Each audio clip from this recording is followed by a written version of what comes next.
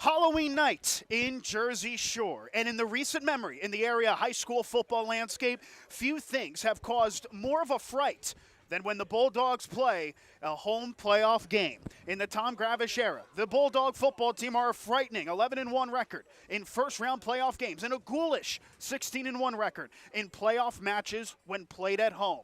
But driving nearly 2 hours down south come an Athens Wildcat program that have clawed their way out of the graveyard of the district and into a very respectable third seed with a 9-win campaign, the most in the Bradley era.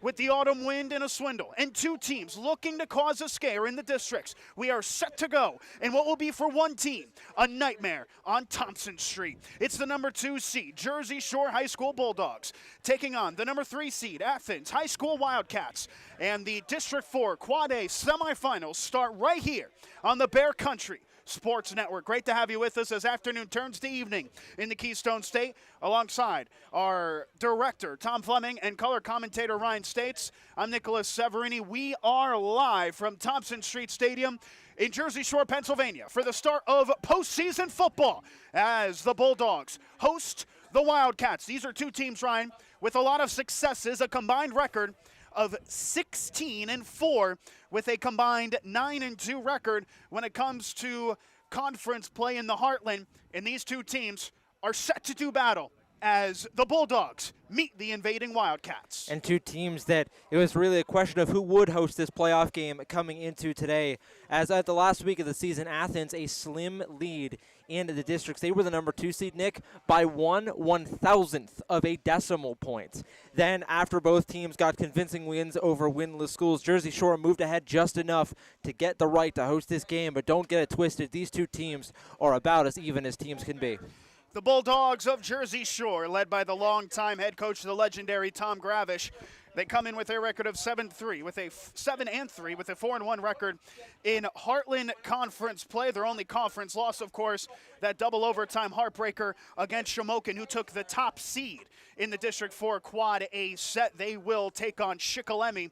The winner, if Shamokin wins, they will most likely they will host the final against one of these two teams in the district. The Athens Wildcats, led by a bit of a newer head coach, Sean Bradley, in his third season in charge, a 17-15 record, a 9-win season, though, coming into this one. And this is an Athens team that a lot of people point to the fact that they have played mostly 1A and 2A teams, but you can only play against who you play against. And what the Wildcats have played against is opponents that they've been able to handle quite comfortably, and they come into today with some good spurts on both ends of the field. And that's the big thing, right? You mentioned Athens. They play a lot of 1A and 2A schools, but they do what good teams should do against those schools, and they dominate in those games.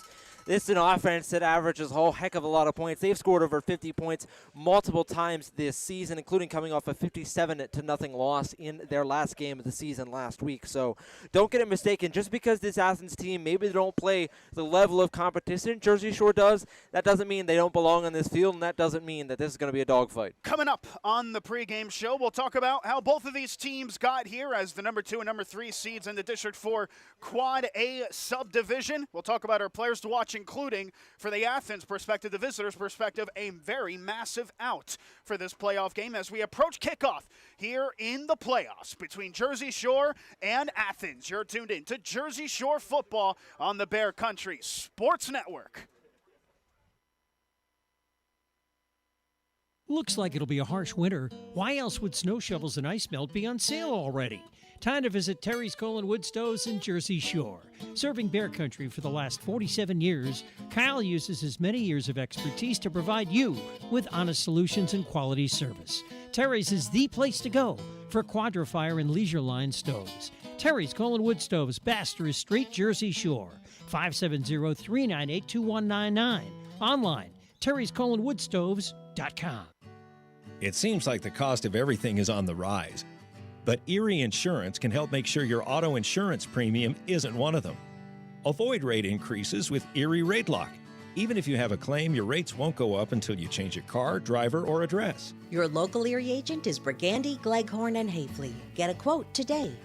Erie Rate Lock is not available in all states. Other conditions and limitations at erieinsurance.com. Go to erieinsurance.com for company licensure and product details. Get ready to hit the road with these great trips through Susquehanna Trailways. Shop early November 11th at the King of Prussia Malls. Spend November 18th at Windy Creek Resort Casino. The 27th, the Duncan Thanksgiving Day Parade. November 28th, Cozier's Christmas Village. Call Susquehanna Trailways 570-322-5361 weekdays between 8 and 4. Check the Susquehanna Trailways Facebook page and website for more information. Hit the road with Susquehanna Trailways. Fred Ham Disposal has proudly served the community with residential and commercial trash removal for the last 55 years. They're a family-owned company that cares about the environment and their customers, providing extensive trash removal and recycling options. Their fleet of trucks provide reliable pickup service, and they give you a chance to pay your bill online. Fred Ham Disposal, here for you. Call 570-398-1814. Fred Ham Disposal. Life moves pretty fast, and so does technology. So we should be proud that after over 40 years, Reese's Print Shop in Lock Haven still provides excellent work for everyone in Bear Country. So many other print shops have closed their doors, but Randy Reese still offers digital and offset printing at competitive prices, and they're fast. Reese's Print Shop, 7 East Main Street, Lock Haven. Stop in, email randy@reesesprintshop.com or call 570-748-6528. Reese's Print Shop. See what we can do for you or your company. WQBR 99.9 FM. Postseason football is about 22 minutes from kick as the number 2 seed Jersey Shore Bulldogs host the number 3 seed Athens Wildcats, the winner, taking on the winner of number 1 seed Shamokin as they take on number 4 seed Shikellamy in the other contest, also taking place at 7 o'clock. But for all of those tuning in on radio and watching online on the Bear Country 999 YouTube channel, we appreciate your support throughout the season. And we look forward to broadcasting this one in what is set to be a very fascinating one, Ryan. We're going to start with the Jersey Shore perspective, as we always do. They come in with a 7-win season. I got to tell you, Ryan, coming into this year, you would take 7 wins all day long. With the amount of talent that they lost from last season and the year before that, a very young team, a team that maybe some say lack the depth required to compete in this region. However, they have done the business, and they've done the business well. Starting on the offensive side of the ball, who has stood out to you most in what has allowed this Bulldogs team, for maybe those of you tuning in for the first time, to produce at the level that they have? It's been the running back for this team, and specifically number 5, Bo Sechrist. You look so far in the season, Sechrist over 100 carries, or nearly over 200 carries coming into this season, and over 1,100 yards coming into this game. Sechrist is the churn that makes this Jersey Shore offense go. He will be the one to watch out for, because in this game for Jersey Shore, they're going to want to be running the football. The Bulldogs, led by the sophomore quarterback Nolan Pauling, just over 1,700 rushing yards passing yards rather, and just under 500 rushing yards. He has 24 total touchdowns to his name. But you mentioned the running back of Bo Sechrist, Ryan, but this backfield is led by the nicknames of Sonic and Knuckles. And the Sonic has been Cash Harrett, who the sophomore was on pace for finishing top 10 in the Heartland Athletic Conference in rushing yards before, Ryan, an injury against Williamsport. Before that, he had 3 100-plus yard rushing games. Coming into this season, he is still looking for a 100-yard rushing game since, but he had probably his best performance since that injury. 87-yard, 2-touchdown game against Central Mountain. Is that the type of performance, Ryan, that could maybe propel him going into the postseason? I think so, and I think a lot of the reason why you didn't see Harrett break that century mark in the coming weeks was because I don't think Jersey Shore was using him as much as they normally do, and I think the reason why, saving him for the playoffs. Harrett coming off that big injury, they kind of eased him back into it. If you remember, he started, when coming back from that injury, started playing only on the defensive side and later got reacclimated to the offensive side of the ball. So I think they were trying to play it a little bit more safe with Harrett. I would expect them to unleash him in full force here today, so I would not be surprised if we look up and both these running backs cross over 100 yards in this game. As we see the Jersey Shore marching band out, very unique attire today. They are in their Halloween costumes. You can see them if you're tuning in on the Bear Country 999 YouTube channel. I will have Ryan States' top 5 best costumes in the marching band on the other side of the break. But before we get to that break, we will talk about the defensive side of the ball for the Bulldogs. And let's admit, Ryan, this has been a bit of a question mark as of late, a team that has conceded 20 points or more on the defensive side of the ball in 4 of their last 5 games and has conceded 40 points or more on the defensive side in, as mentioned, 3 of the last 5. And on 5 different occasions this season. And the deep ball has been the big issue, and the big plays the issue for this young defensive side. Who do you expect to step up on the opposite side of the field? They're going to need to take the football away in this game, and I think the one that's going to do that is number 6, Carson Watkins. Coming into the season, had 7 interceptions in the regular season. He is one that when he gets his hands on the ball on the defensive side, he's going to take the football away, and a lot of those catches are because he's also a receiver. But they need to get the turnover. If they can get Athens off the field, win the turnover battle, +1 or +2 in the turnover margin, that's going to be the way that Jersey Shore controls this game, and that's how they'll find a way to win. We mentioned the Bulldogs come in with a record of 7-3. Their 3 losses this season against Shamokin in double overtime, and then a couple blowout losses against Hollidaysburg and Scranton Prep. Their last game, it put them back to winning ways, a 63-26 demolishing against their rival Central Mountain. They were up 56-6 at the half in that game, Ryan. What was the main takeaway from that fixture? I think just that this was a team that's the performance that they needed, and it needed it in a big way. You come off that 51-19 loss to Scranton Prep.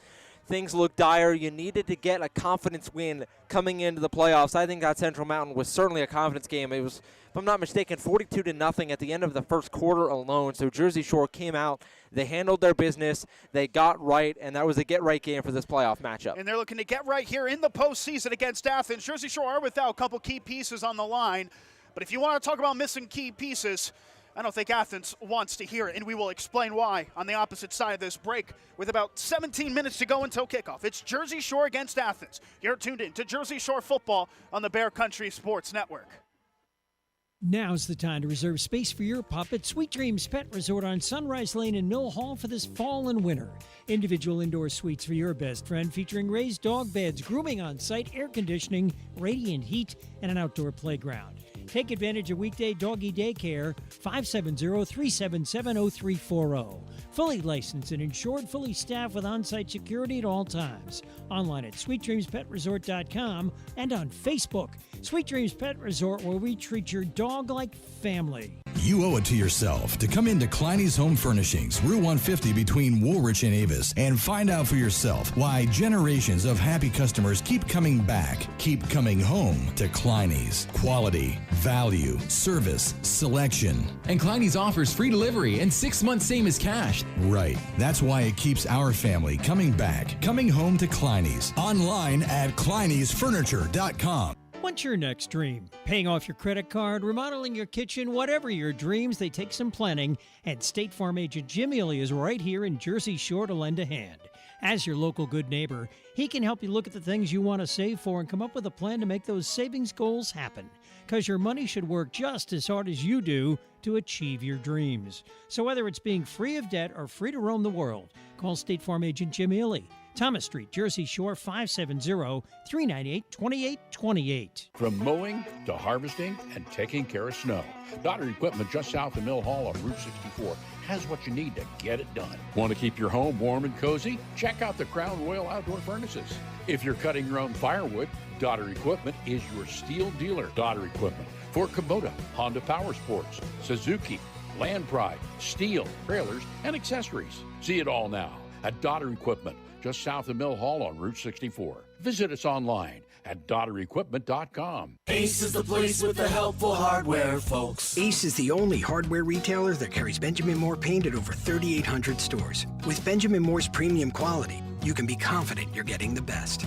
You can buy in store or order what you need online for curbside pickup or delivery. When you want the best, Benjamin Moore paint from Ace at participating stores. Avis Building Supply, Central Avenue, Avis, across from Dairy Queen. Bear Country, 99.9 FM. The Jersey Shore Marching Band performing around the right side, 35-yard line to the far side from where we are in the opposite press box. You're tuned in to Jersey Shore football on the Bear Country Sports Network. It is the District 4 Quad A semifinal contest as they host the number 3 seeded Athens Wildcats. And the Wildcats have been a story of dominance throughout this season for a majority of their years. A 9-1 record in the third year of the Sean Bradley era. This is a team in the Bradley era that had 8 combined wins amongst the first 2 years. Sean Bradley replacing a 21-year-long head coach in Jack Young. But Sean Bradley has gotten something special going with this Wildcats team that lost 7 starters due to private schools in the area as well. So this is a team that has had to deal with transfers as well at the high school level that becomes more permanent. And yet, 9 wins, 1 loss on the season. Their only loss against a Troy team that is a defending champion and a powerhouse at the level, 51-35. A game notably that was very close going into the second half. Yeah, and you look at this Athens team, the big key I want to look at for this team, 5-0 on the road this season. They have yet to lose on the road, and this is a team that averages scoring 48.4 points per game. This is a very explosive offense, and again, unbeaten on the road. Jersey Shore will hope to give them their first. Here is the big storyline, though. They will be without their star quarterback, Connor Davidson. So the story is Davidson, 2 games ago in their second to last game against Muncie, a game that wound up being a 41-14 win. When it was 24-0, there was extracurriculars after a play, and in keeping the privacy respected, of course, with the athlete, Davidson wound up being ejected from the game in what was procuring a fight. That leads to an automatic 2-game suspension according to PIAA rules. That put him out of the season finale against winless Sayre, and out of this game, a massive loss with the junior quarterback making way. This is a guy that had 33 combined touchdowns, 22 over the air and over 1,600 passing yards and over 800 rushing yards with 11 scores of his own over the course of just 9 games played. Sensational. So who do they turn to? The younger brother, of course. Freshman Shea Davidson will be the quarterback for the day we expect. What is the tale of the tape for Davidson, Ryan? Well, notably, Davidson came in and had to play that last game against Sayre in a game that Athens won 57-0, so it is Davidson. A good season so far this year. 47 completions on 77 attempts, 1,618 yards, and 4 touchdowns. He has appeared in 6 games. A lot of those appearances beforehand being in blowout victories that he was able to come in as the backup. The big thing I'm looking at, though, for Davidson, not a runner. Only 3 rushing attempts on the season for -9 yards, those coming via sacks, but that's the big thing, because you mentioned Connor Davidson, over 800 yards on the ground this season. That is a phase of this offense that now Jersey Shore does not have to worry about. It sounds like something out of a high school football show on the CW, isn't it? The freshman coming in at the last gaps, trying to lead his team in the postseason against a very formidable Jersey Shore side. Shea Davidson is going to need support on the offensive side. Who do you think will help him out the most? Well, you could argue, in this position, you have a freshman quarterback coming in. He needs a buddy. He needs a friend, and he has one in wide receiver number 12, James Friend. Friend on the season. My apologies. Friend on the season, 598 yards and 11 touchdowns through the air. So he is a red zone machine. He is one that maybe not going to rack up the yardage down the field, but when you get into the red zone, number 12 will be the one to look out for. And on the ground also, Carson Shipley, number 15, 549 yards on the season and 14 touchdowns. So this is an Athens team that they're going to try to take the top off the defense. They're going to run the ball on first down, try to set up play action, deeper throws down the field. And like I said, when you get into the red zone, look out for friend number 12. I'm sorry, that was a very good reference. I appreciated that, Ryan. I wonder how long it took you to come up with that one. But anyway, we advance here talking about Athens. It is a storyline that I'm sure this fan base, I'm sure some visiting Athens fans tuning in, that they're absolutely sick of. But we have to bring it up. The fact that they take on a majority 1A and 2A opponents. Ryan, 7 of their 10 games this season have been against teams that are under 500. They're a perfect 7-0. They have taken on 4 straight teams after that loss that came against Troy. 4 straight teams against opponents under 500. They have only taken on 1 team that has 7 wins or more. That was the 9-1 Troy team. What does that mean going into the postseason when you have taken on opposition that some say is a lot lighter than most? Jersey Shore, in the meanwhile, have taken on multiple reigning champions in districts and even a state champion.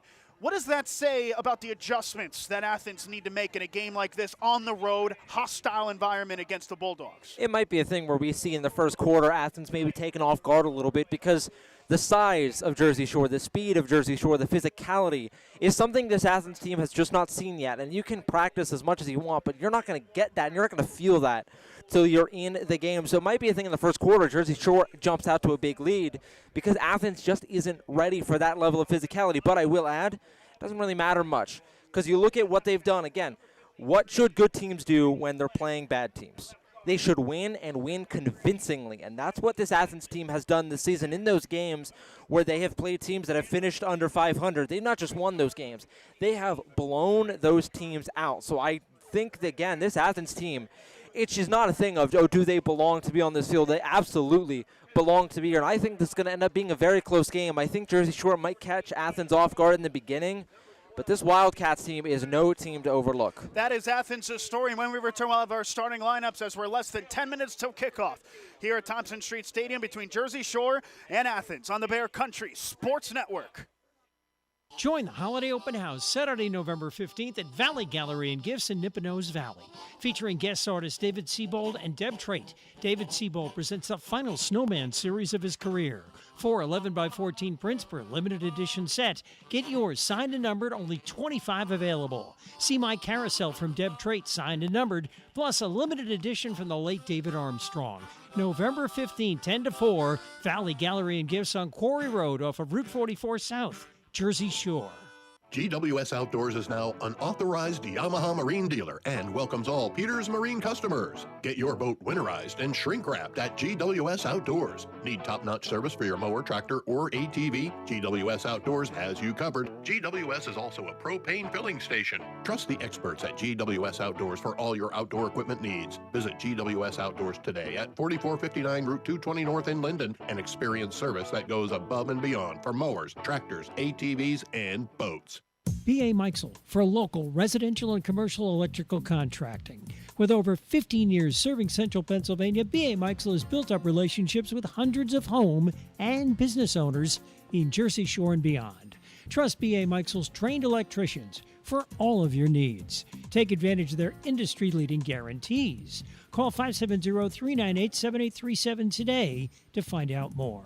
B.A. Meixel Electric, proud supporter of Jersey Shore sports.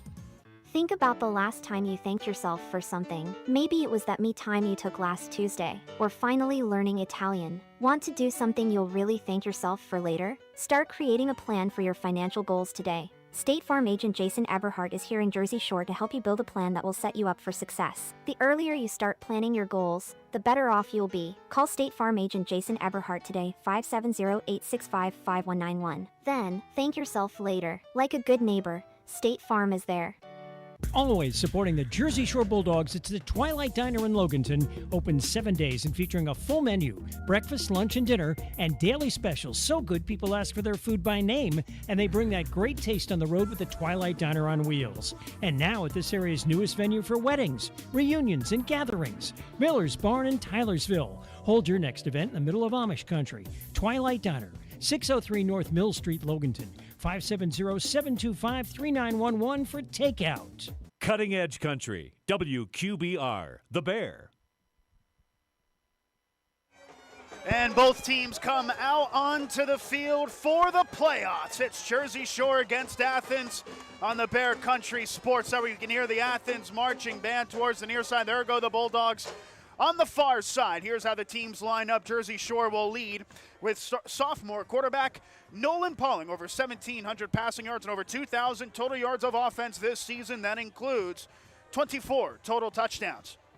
The receiver trio is Carson Watkins, Luke Ryan, and Carter Reinhardt. The tight end is Luke Thompson. The tailbacks, it's Sonic and Knuckles, Cash Harrod, and Bo Secrets. The offensive line, left to right, listed as Talon Lowe, Braden Swales, Mason Larson, Nate Thompson, and Ace Willits as the fireworks go off on the right side. Here are the fireworks on the defensive side of the ball. It is a 3-4 defensive set with Grayson Willits, Talon Lope, and Braden Swales on the line. Chase Ellison and Luke Thompson are the outside linebackers. Cash Harrod and Bo Sechrist are the mics. The defensive backs, Carson Watkins and Chase Ellison, the opposite outside linebacker, with Watkins at defensive back, Luke Ryan and Nolan Pong. The kicker is Jaden Pizzetti. The punter is Luke Ryan. As we get set here for the national anthem, we'll step aside. The Athens starting lineup is next, followed by kickoff on the Bear Country Sports Network.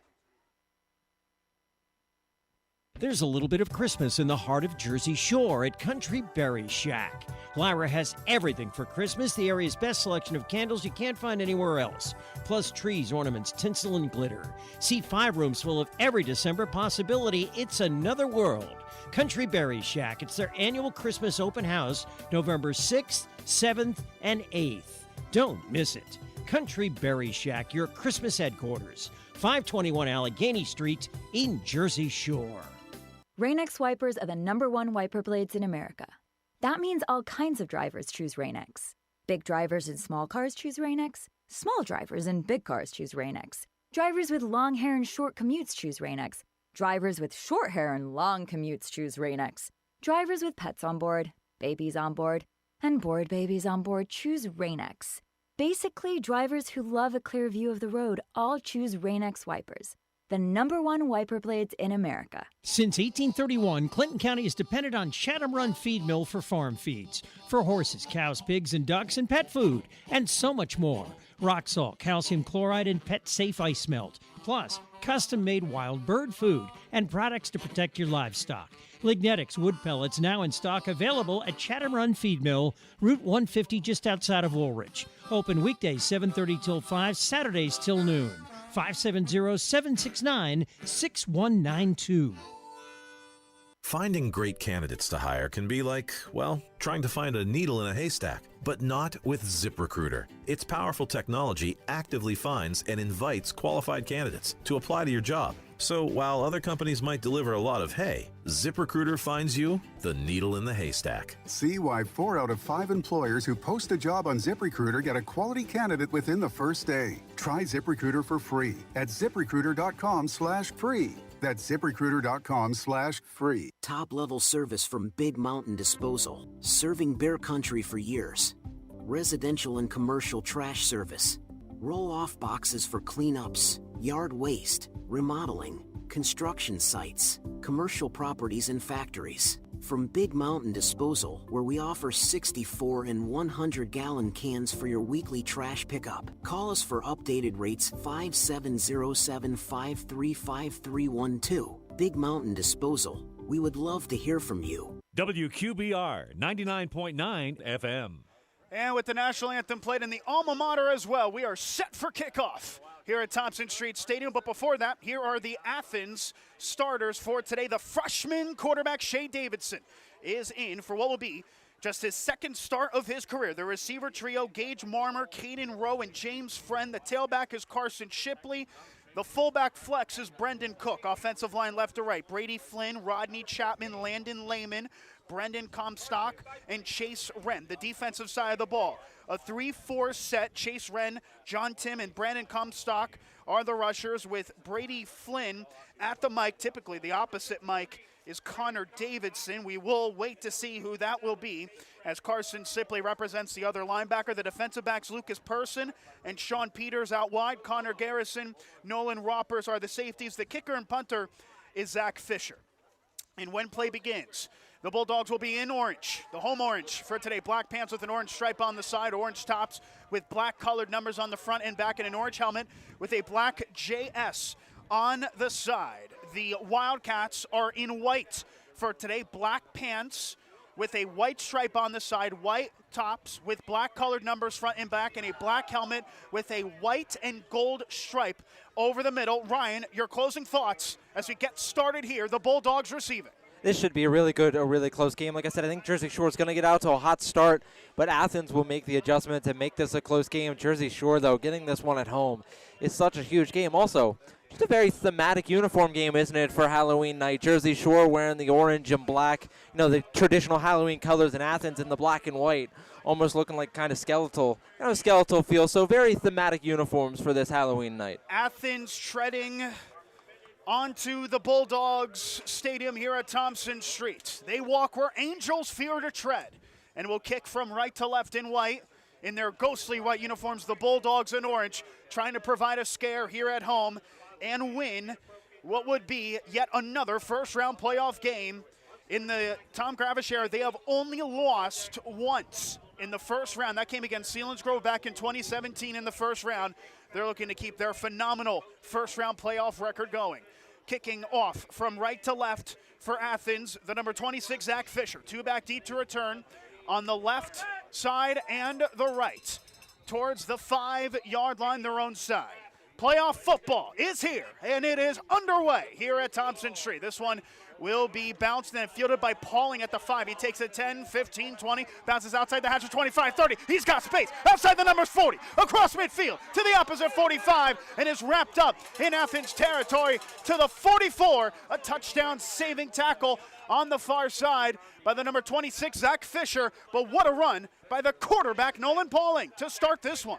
A great start there for Pauling. Just took that one up the middle. No resistance from Athens on the kickoff. Pauling able to get across midfield and set the Bulldogs up in really good territory. Here we go. 1st and 10, left side hash 44 is where they'll start this drive. In Athens territory, Pauling in the gun with 2 tailbacks. That is Sonic and Knuckles. It's Herrick to the right and Sechrist to the left. 2 receivers right, 1 left. Pauling in the gun.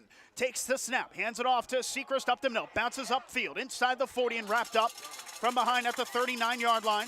There on the stop, providing Carson Sipley. Not before a pickup of about 5. 2nd down and medium. And this is what Jersey Shore needs to do. Run the football early, keep themselves ahead of the stick, control the clock, and use their physicality to control the game. Back it up rather to the 40, so it'll be a 2nd down and 6. Same formation, Pauling. Option play right side, pitches it outside to Sechrist, and he's got space up the field. Flag is down inside the 35 and out of bounds at the 34. Sechrist didn't try to rush for much more yardage, and I believe the reason for that is because this is going to get called back for a Jersey Shore holding. Luke Ryan holding onto that block to the near side a bit too long as Lucas Person was trying to set the edge. Yeah, when there you call it. Looks like Jersey Shore is going to get pinned with a hold there as they were trying to get to the outside. Looked like it was the right tackle, Isaac Shirey, the one who committed the hold, and will back him up. And Jersey Shore now on 2nd down and 15. You'd expect the throw here.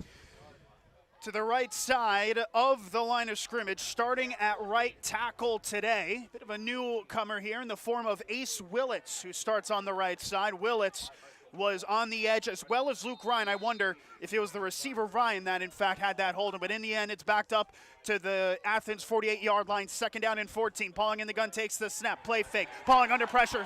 Fights out of it and now fires it deep. One-on-one coverage downfield, and it is a diving attempt. Did he hold on to it? Oh my goodness, what a catch! As he was diving out of bounds inside of the 10, it's Carson Watkins with one of the most insane catches you'll see. He somehow came up with it, and the Bulldogs will have goal to go. Incredible! I tell you what, Carson Watkins, I think he dressed up as Spider-Man for Halloween this year. How was he able to hold on to that football? A back shoulder throw, Watkins falling back across his body to make the catch. On 1st and goal, they hand it off, bouncing off defenders inside the 5 to the end zone. It is a Jersey Shore touchdown. Bo Sechrist waltzing into the end zone. A play after about a 40-yard reception from Watkins. From Pauling, rather, to Watkins, and it was Sechrist that turned it in from about 6 yards out as the Bulldogs strike first. What an incredible catch there on that previous play from Carson Watkins. Like I mentioned, it's a back shoulder throw. Watkins, a cornerback, draped all over him. He had to fall back across his body. Such an awkward position. What a job there from the contested catch specialist to bring that football in and set up a Jersey Shore touchdown. And now Jaden Passetti's point after, despite some look to be penetration towards the A-gap, he did get it through. And the Bulldogs, not a minute into this contest in the District 4 Quad A semifinals, lead 7-0 against Athens. We need to go back to that 40-yard reception from Pauling to Watkins. Carson Watkins was draped by the defensive back, Lucas Person. That looked like great coverage from Person. You do not blame the defensive back for that. It's just Watkins high-pointing it at the perfect time. You know, that's a good play by the corner, but a better play by the receiver. What a job on that play as well by the quarterback, Nolan Pauling. He faced pressure right away. Pauling able to shrug it off, reset himself, almost looked like he reloaded and fired all the way downfield. Just an incredible throw. Put it to where only his receiver could get it. It was a weird catch for Carson Watkins, or a weird position he had to go to make that catch for Carson Watkins, but what an effort from Pauling and Watkins to make that catch and then set up a pretty easy Bo Seekers touchdown. You mentioned Paulings' throw. The penetration through the A-gap had drifted him out to the left side. That looked like John Tim, the defensive tackle, the senior, that looked to close in early. Pauling did well to fight out of it and turned it into one of the best plays of the season for the Bulldogs. They are coming to play here at home on Halloween night against Athens. And now for the first time, they'll kick it away. It is sent away and will be blooped and received. Oh, a diving reception to the 14 by the kick returner. That was Gage Marmer that looked to make the reception and then dove to his knees to claim it. Didn't want to fumble. He played it safe. In the end, it was better than a fumble. But bad field position now for the Wildcats as they'll have the ball down by 7, a minute into the game at their own 15-yard line, call it the 14. And here comes the freshman, Shea Davidson, in at quarterback. Tailback behind him is Shipley. Davidson in the pistol. 2 receivers left and 1 right. The freshman, his second start of his career, takes the snap, handed off Shipley weak side. Had a bit of penetration as he gets past the 15, wrapped up just shy of the 20 to about the 18-yard line. Well, the first thing you need to do in this game if you're the Wildcats, establish the run. Shipley, due to some great blocking by Comstock and Wren on the right side, able to create a hole and picks up 4. Yeah, like I mentioned, pregame Athens, they're going to want to run the ball early on these downs, early on first and sometimes even second down to try to set up play action and take those shots down the field. On 2nd and 6, Davidson, same formation with 2 left and 1 right. In the pistol, takes the snap. Handoff Shipley, breaks a tackle in the backfield, gets put back right at the line of scrimmage, maybe picking up 1. And again, this time it was the defensive line making the difference. Isaac Shirey starting at defensive tackle, getting their first 3rd down and 6 after the no gainer. I'm almost wondering if Athens maybe going to try to ease Shea Davidson into this game, maybe on this 3rd down. Give him a little bit of a screen pass or a throw underneath. Try to ease him into this ball game and settle his nerves. Gage Marmer is the leading receiver. He is set up in the middle of the trips on the left side. 3rd down and medium. Shea Davidson in the gun takes the snap. Another handoff weak side. This time the Shipley gets past the 20 and will look for the first down marker to about the 23. That is going to be narrowly short. They go with a run on 3rd down and medium, 3rd down and 5. Shipley only picking up 4. Bit of a controversial call there to go for the run, and it almost worked. And the offense stays on the field here. This is interesting. Yeah, if you're running the ball there, you are running it to set up going forward on 4th down. You're planning to go for it. As the quarterback, Davidson, that comes off the field for this play as well. They're going Wildcat. Wildcat. Shipley is the quarterback. Brendan Cook, rather, is the quarterback. The fullback in the game, and there's movement on the line. It looked like Athens moved, I believe. And it is a false start as the center, rather the right guard, Comstock, might have just moved early. The fullback was the head of the Wildcat there, Ryan. Brendan Cook. That would have been very fascinating to watch. And instead, a stoppage pre-snap in what looked like a false start on my view. Yeah, Jersey Shore agrees with you. They were pointing at the Athens offensive line as soon as the flag came in. They seem to think that this is going to be a false start. So the referees convened to look to make the call here. That is the call. It is false start, Ryan, and there was movement on both sides, but that looked like Athens going first. Yeah, Jersey Shore agreed with you on that one, and that's a big loss for Athens because they were setting up to go for that on 4th down to the Wildcat with the fullback. And Cook on the season, 291 yards and 4 touchdowns. He is a good short yardage runner, but they don't get a chance due to the false start. Instead, punter Zach Fisher will send it away. A good snap. Fisher, a line drive punt. Hops in Athens territory, takes a bounce, and will be fielded at midfield, and he's got space to the 45. Bounces, attempts to the 40, and he is wrapped up. That's a great tackle. Carter Reinhardt was the returner, took it inside the Athens 45, but was draped by Brady Flynn and trying to fire up the Wildcat side of the field as well. He made a big tackle, and it'll be 1st down and 10 in Athens territory again to the 42 right side hash. The Bulldogs up 7-0, 9 minutes and 12 seconds left in the first. Jersey Shore, another touchdown here as they're going to look to try to take control of this game with another score. 2 receivers right, 1 left. Twin tailbacks Pauling in the gun. Sechrist and Harrett are in the backfield with them. On the right side hash, 42. Harrett motions Thompson right to left, and now Pauling rather takes the snap. Will hand it off to Harrett, gets to the outside. Good set edge on the inside, the 40 now to the 35, and wrapped up out of bounds at about the 30-yard line. That looked to be enough for the first down on my view. I had a bit of word scramble there on the far side, but it was a good block to set the edge. Harrett took it and managed to pick up 11 for the first down to the Athens 30-yard line, a 12-yard run rather.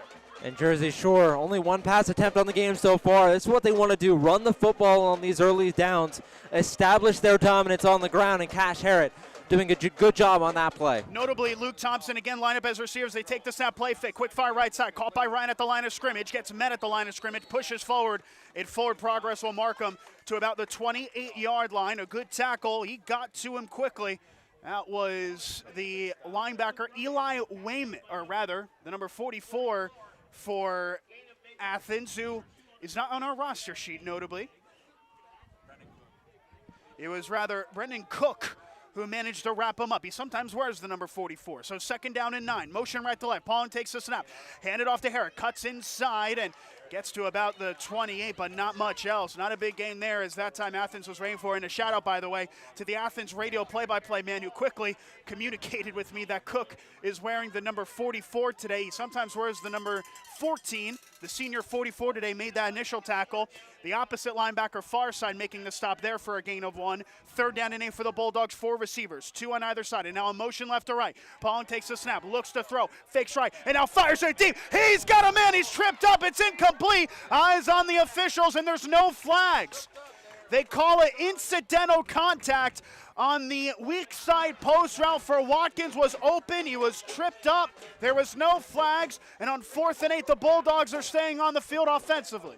Yeah, they tried to take a shot there, and they had inside leverage with receiver Carson Watkins down the field, but you mentioned Watkins matched up again with the quarterback, Lucas Person.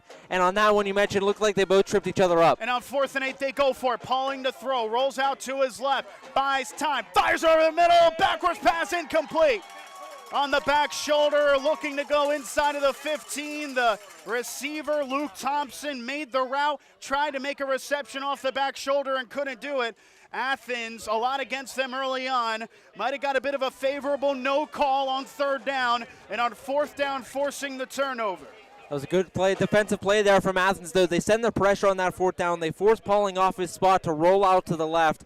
He tried to deliver a strike over the middle of the field to Luke Thompson coming across the middle. The throw, though, just a bit behind Thompson, and he wasn't able to reel it in. Shea Davidson, 1st and 10 at their own 28. 3 receivers, 2 left, 1 right. He takes the snap, handed off to the tailback. Shipley gets met in the backfield, but did well to push forward past the 30 and to the 31-yard line. That is tough running, as Cash Harrod and Luke Ryan got involved to wrap him up for what turned into a 3-yard gain in what could have been a TFL. A really good run there from Shipley Ryan, or rather it was Cash Harrod who met him in the backfield right about a 1 yard behind the line of scrimmage. A really good job there by the running back Shipley to carry him forward for a few extra yards. 2nd down and 7, just over 7 minutes left in the first. Davidson rolls out to his right to pass. He's going to fire off his back foot. Double coverage, it's incomplete. Nearly intercepted by Carter Reinhardt. The intended target making an out route past the 1st down marker. Looked like Gage Marmer, who's been the favorable target, but that one incomplete, and a 3rd and 7 upcoming. And a really risky throw there from Davidson. Marmer was double covered and had another defender in the area. Davidson tried to fit into that window. I tell you what, they're lucky that ball's not going the other way. That was nearly an interception. Leaves falling from the trees on the autumn wind. 3rd down and 7. Shea Davidson in the gun, takes a snap. Blitz coming. Fires the left side, and it's intercepted. It's picked off by Carson Watkins inside the 25-20 and pushed out of bounds at the 18. Another pass in double coverage. Watkins with a great reach towards his weak side to claim it, and the Bulldogs will have more good field position as Watkins, with the Bulldogs undefeated when the senior has an interception, gets his pick in this game. Davidson there, he was looking for number 12, James Friend. Friend running an out route, tried to deliver that throw. The throw, though, just a bit behind Friend, and it found the waiting arms of Carson Watkins. 1st and 10 at the Athens 19. 2 right, 1 left. Pauling in the gun, takes the snap. Handoff Secrets, gets upfield inside the 20 to the 15. Runs forward towards the 12-yard line, and that's where forward progress will mark him down as he is picked up by the Athens defender. That will be right at the sticks with the defensive back making the tackle. That's Robbins.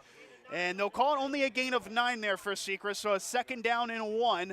Ball spotted now at the 10-yard line, right side hash. They go quick. Same formation. Pauling in the gun. Motion right to left, Thompson. Pauling takes the snap. Hand off to Hare. Has space to the outside. Gets inside of the 10 for the 1st down.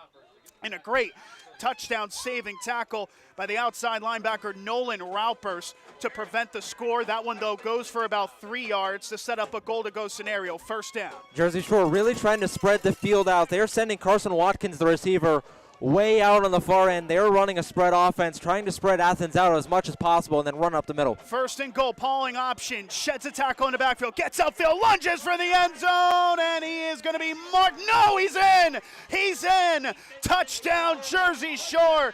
On a favorable spot, Pauling dove towards the goal line. The referee on the far side making the signal as the Bulldogs look to double their advantage as Pauling punches in from 5 yards out.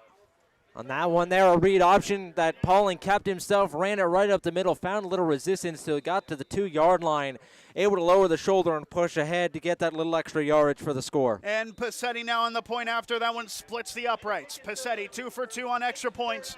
And the Bulldogs early on are in the driver's seat with 6 minutes left to play in the first quarter. It's Jersey Shore 14. It's Athens nothing. And Ryan, what has made the difference in this game? I think it's been the way that Jersey Shore has been able to spread this Athens defense out. They're lining their receivers on the far hashes, either Carson Watkins when they're on the left side, or it's Luke Ryan when they're on the right side. They're spreading the receivers out as far as they can, forcing the Athens cornerbacks to come out with them. And then when they do, they are using their strength on the interior of this offensive line, using the run up the middle to gain most of their yardage. And that's what's led to them having these big scores. So 5:59 left in the first. Jersey Shore 14 and Athens nothing, as the Bulldogs will kick it away. We'll have our out-of-town scoreboard following this kickoff. And I've been told we have some warnings for disruptive behavior, it seems like, as the Bulldogs have been disrupting the pace of play against the Athens so far, leading 14-0. And now we have a football that is away from the kicking tee, as this will be reset. Jaden Passetti notably set to kick this one off. If it falls again, they're going to force someone to hold on to it. And now a battle against the wind as Passetti, as Passetti will look to kick away from the left side hash 40. For another time today, Passetti boots it away. 1-2 back deep to return. This one fielded at the 15. He takes it central to the 20. Sutter steps and gets stripped up. He lost the football, but he'll say he's down by contact. And that was the correct call, as Gage Marmer, who is doing a bit of a struggle on returns here, slipping up again, nearly coughed it loose, as Athens will have all right field position to the 25. And now our out-of-town scoreboard ride. Well, we have an interesting one here. Shikalemi taking on Shamokin, the 1 versus the 4. Shamokin out to a surprising 7-0 lead. Mount Carmel. I would say unsurprising for that one for Shamokin. Shamokin, unsurprising lead for them. You always get those two confused, the S's. But Montoursville up 7-0 over Mount Carmel. As we have the first play from scrimmage, Davidson play fakes, got fired, tipped up into the air and incomplete. Isaac Shirey from the A-gap, haunting the freshman quarterback, as that'll bring up a 2nd and 10. As we continue on here, South Williamsport taking on Warrior Run. Right now the defenders leading 7-0 in that game. Southern Columbia hosting Cowanesque Valley. Right now the Tigers up 14-0. Danville Ironmen and the Mifflinburg Wildcats knotted up at 0 apiece. As we have 2nd and 10, clock stop 5:49 in the first quarter. 2 left, 1 right for Shea Davidson. In the gun, takes the snap. 4-man rush, fires left side, caught towards the line of scrimmage, and he is wrapped up. That might be a loss. It was a route towards the near side to the left. The reception was made by Carson Shipley, lined up as a receiver, and there was nothing doing there as they quickly closed him down. On my view, on the near side, the linebacker was able to make the stop, and that was Chase Ellison, the freshman. 3rd down and 10. We'll have the rest of the out-of-town scoreboard after this play. 18 to snap here. 5.5 minutes left in the first. Shea Davidson in the gun, same formation. Motion man left to right is Marmer. Davidson takes the snap. Blitz coming. Fires it quickly right side. Screen pass caught. Pass the line of scrimmage to the 25 and wrapped up from behind. Past the 30 to about the 31. That is going to be shy of the line to gain. 4th and short upcoming. And for the final 2 games, Loyal socked the Lancers against the Bloomsburg Panthers. That game knotted up at 0 apiece, and Scranton, the Scranton Knights, taking on the Williamsport Millionaires. That game also tied at 0s. So now 4th down and 2, and the punting unit comes on with the Wildcats just past their own 30 to the 32, and I would imagine they're trying to get some field position back on their side here with this one, Ryan. Jersey Shore, in my memory, has not started a drive on their side of the field so far. This one a good snap, booted away. This time a high arcing kick, end over end, and will be fielded past the 35 and to the 37-yard line was Noah Pong. He did not wait for a fair catch, but had to sort of dive forward as he made the reception. And so the Bulldogs will start with their worst field position of the day. The good news, it's at the 38-yard line, their own 38. I'm surprised to see Athens not try to go for that. We saw them try to go for it on their first possession of the game. They ended up getting a false start that didn't allow them to go for it, but very similar field position on that play.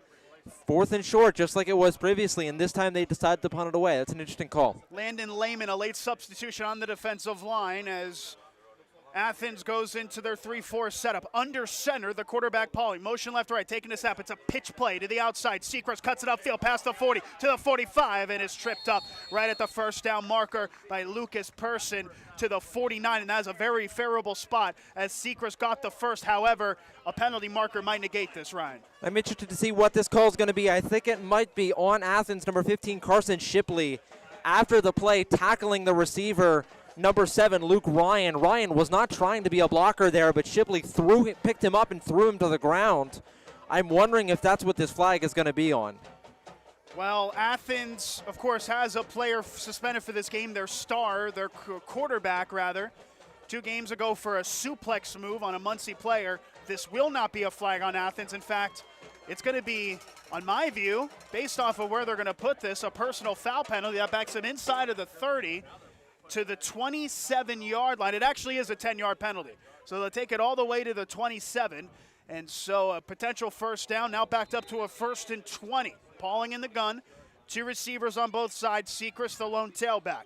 The sophomore quarterback towards the left side, takes the snap, fakes the screen, hands it off quick to Seacrest, and he's loose. He's got speed. Past midfield is Seacrest. He's got one man to beat. 40 to the 30, 25, 20, 15, 10, 5. Touchdown, Jersey Shore. Bo Seacrest, welcome to the Bo Show. He gets it in from about 70 yards out, and the Bulldogs lead 20-0. And a good play design there for Jersey Shore. It's a fake screen pass. Pauling takes the snap. He looks immediately to his right. Pump fakes the screen, then hands it right off up the middle, and Bo Seacrest does the rest. A wide open hole up the middle of the field. Good blocking by the Jersey Shore offensive line, and the speed of Knuckles just enough to find the end zone. Just under 4 minutes left in the first, and now the point after to make it 21-0, and Jaden Passetti does so. 3:57 left in the first quarter. Jersey Shore 21, Athens nothing. Bo Seacrest making his mark on this contest. Ryan Seacrest, who is now over 1,200 rushing yards on the season. He's averaging over 6 yards a carry. And that one going for a lot more than 6 on that occasion. In fact, it went in the end zone for 6 points. And Seacrest on that run, again, just enough speed. When he gets to that second level, Seacrest not the fastest in the world, but just fast enough on that play. An Athens defender tracking him down. To me, it looked like it was the safety, Nolan Rupers. Number 17, the free safety for Athens, was just unable to get him. Dove out on the outstretched arm, just not enough as Seacrest found the end zone in Jersey Shore. I mentioned I thought they'd get off to a hot start. Well, doesn't get much hotter than 21-0. Now, this is the team, you mentioned the war of attrition. It's been a lot more back and forth in the second half of these games for the Bulldogs. They have been tasked with the fast start as of late, and this is about as fast a start as you're going to get. Just under 4 minutes left in the first from the Bulldogs, up 21-0. And now, for the second time, the football is down from the kicking team. And that is becoming a real storyline in this game. The second time with the wind gusts. It's not very windy, at least on the field, but the wind gusts can be absolutely brutal, Ryan. We're seeing it here. Yeah, it's just kind of coming in spurts, and we've already seen one go off the tee. We see a second one. And if it happens 2 times on the same kickoff attempt, they force someone to hold it, but they do get this one away cleanly. This one, a blooper of a kick inside the 20, bobs once, twice, thrice, and goes all the way to the goal line, and then gets fielded at the goal line. He's in trouble. It's backed up right at the goal line, and they'll call it a touchback. I think they just called it a touchback. The far side official, wait for it. It was received by the return man right at the goal line, and then he started getting tackled. Ryan, what happens here? Controversy on the kickoff. I think that's a smart play by the returner because I think he had a foot in the end zone when he touches the ball, and if he has a foot in the end zone when he touches the ball, it's still considered a touchback. That is an incredibly smart play there by the returner. The ball is rolling back. He sees it. He's hoping it's going to go out of bounds. It doesn't. So he kind of leans out. He sticks his foot in the end zone, downs the ball, but because his foot is in the end zone, that's a touchback. An incredibly smart play there by the returner. Ryan States on it as always. 1st and 10 at the 20. Brendan Cook is the quarterback in the Wildcat. Cook takes a direct snap, bounces over to the left side, and gets to the line of scrimmage, but not much else. The Wildcats have gone into the Wildcat often throughout this season. Brendan Cook, the flex fullback tailback, has over 290 rushing yards with 4 touchdowns. That one only back to the line of scrimmage. Yeah, they've tried to do that a lot, and especially on the first drives of game this season. I think you mentioned, Nick, that every first drive this season they have gone into the Wildcat at least once. They tried to do it on the first drive on the 4th down attempt. That was taken away, but now they go Wildcat as they try to find an answer. Cook takes the direct snap again. This time bounces to the weak side. It's an option play to Shipley, who bounces outside, gets met again at the line of scrimmage as the edge managed to get set, but did lean forward for maybe a yard as the far side cornerback was there to make the stop. That was Luke Ryan. It'll be a 3rd down and 8. They'll call it a gain of 2, and that was a very well-orchestrated play, Ryan, but this was trouble. A well-orchestrated play that only went for 2 yards. And if Athens wants to beat Jersey Shore, it is going to have to be through the air, not on the ground. They need to try to take deep shots down the field. Cook Wildcat, 3rd down and 8 again. 2 receivers left. This time he takes himself on the option, breaks free past the 25, to the 30. He's got the 1st down. And down at the 35-yard line. That's the best play that they have run today, Athens. On the option, Cook took it himself through the A-gap and gained 13 yards to the 35-yard line.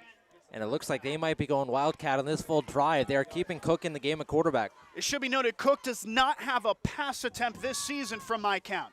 In the pistol formation, tailback behind him, takes the snap. This time handoff Shipley. Gets maybe to the line of scrimmage, tries to bounce it out to the outside. A favorable spot as he got back to the line of scrimmage. The linebackers on that occasion were equal to it, Harrett and Sechrist, for a 2nd down and 10. You mentioned Cook not throwing a pass so far this season. Now, if there's any time to try to bust out a fake run and try to take a shot down the field with Cook, now's the time to do it. They have 2 receivers line up on the left side again, 2nd down and 10, tight end on the right side too. He takes the snap, option play, keeps it to the weak side. He's got space to the right side, outside the numbers, lunges forward past the 38 and to about the 39-yard line for a 4-yard scamper. Well, they're getting something out of this. This is the most productive that Athens has been offensively. That'll set up a 3rd down and 5 to the 40. And maybe a passing set now as quarterback Shea Davidson comes back into the game. So a 3rd down and 5. Ball for Athens is at their own 40 right side hash. The quarterback Shea Davidson is back in the game with less than 90 seconds to go in the first frame.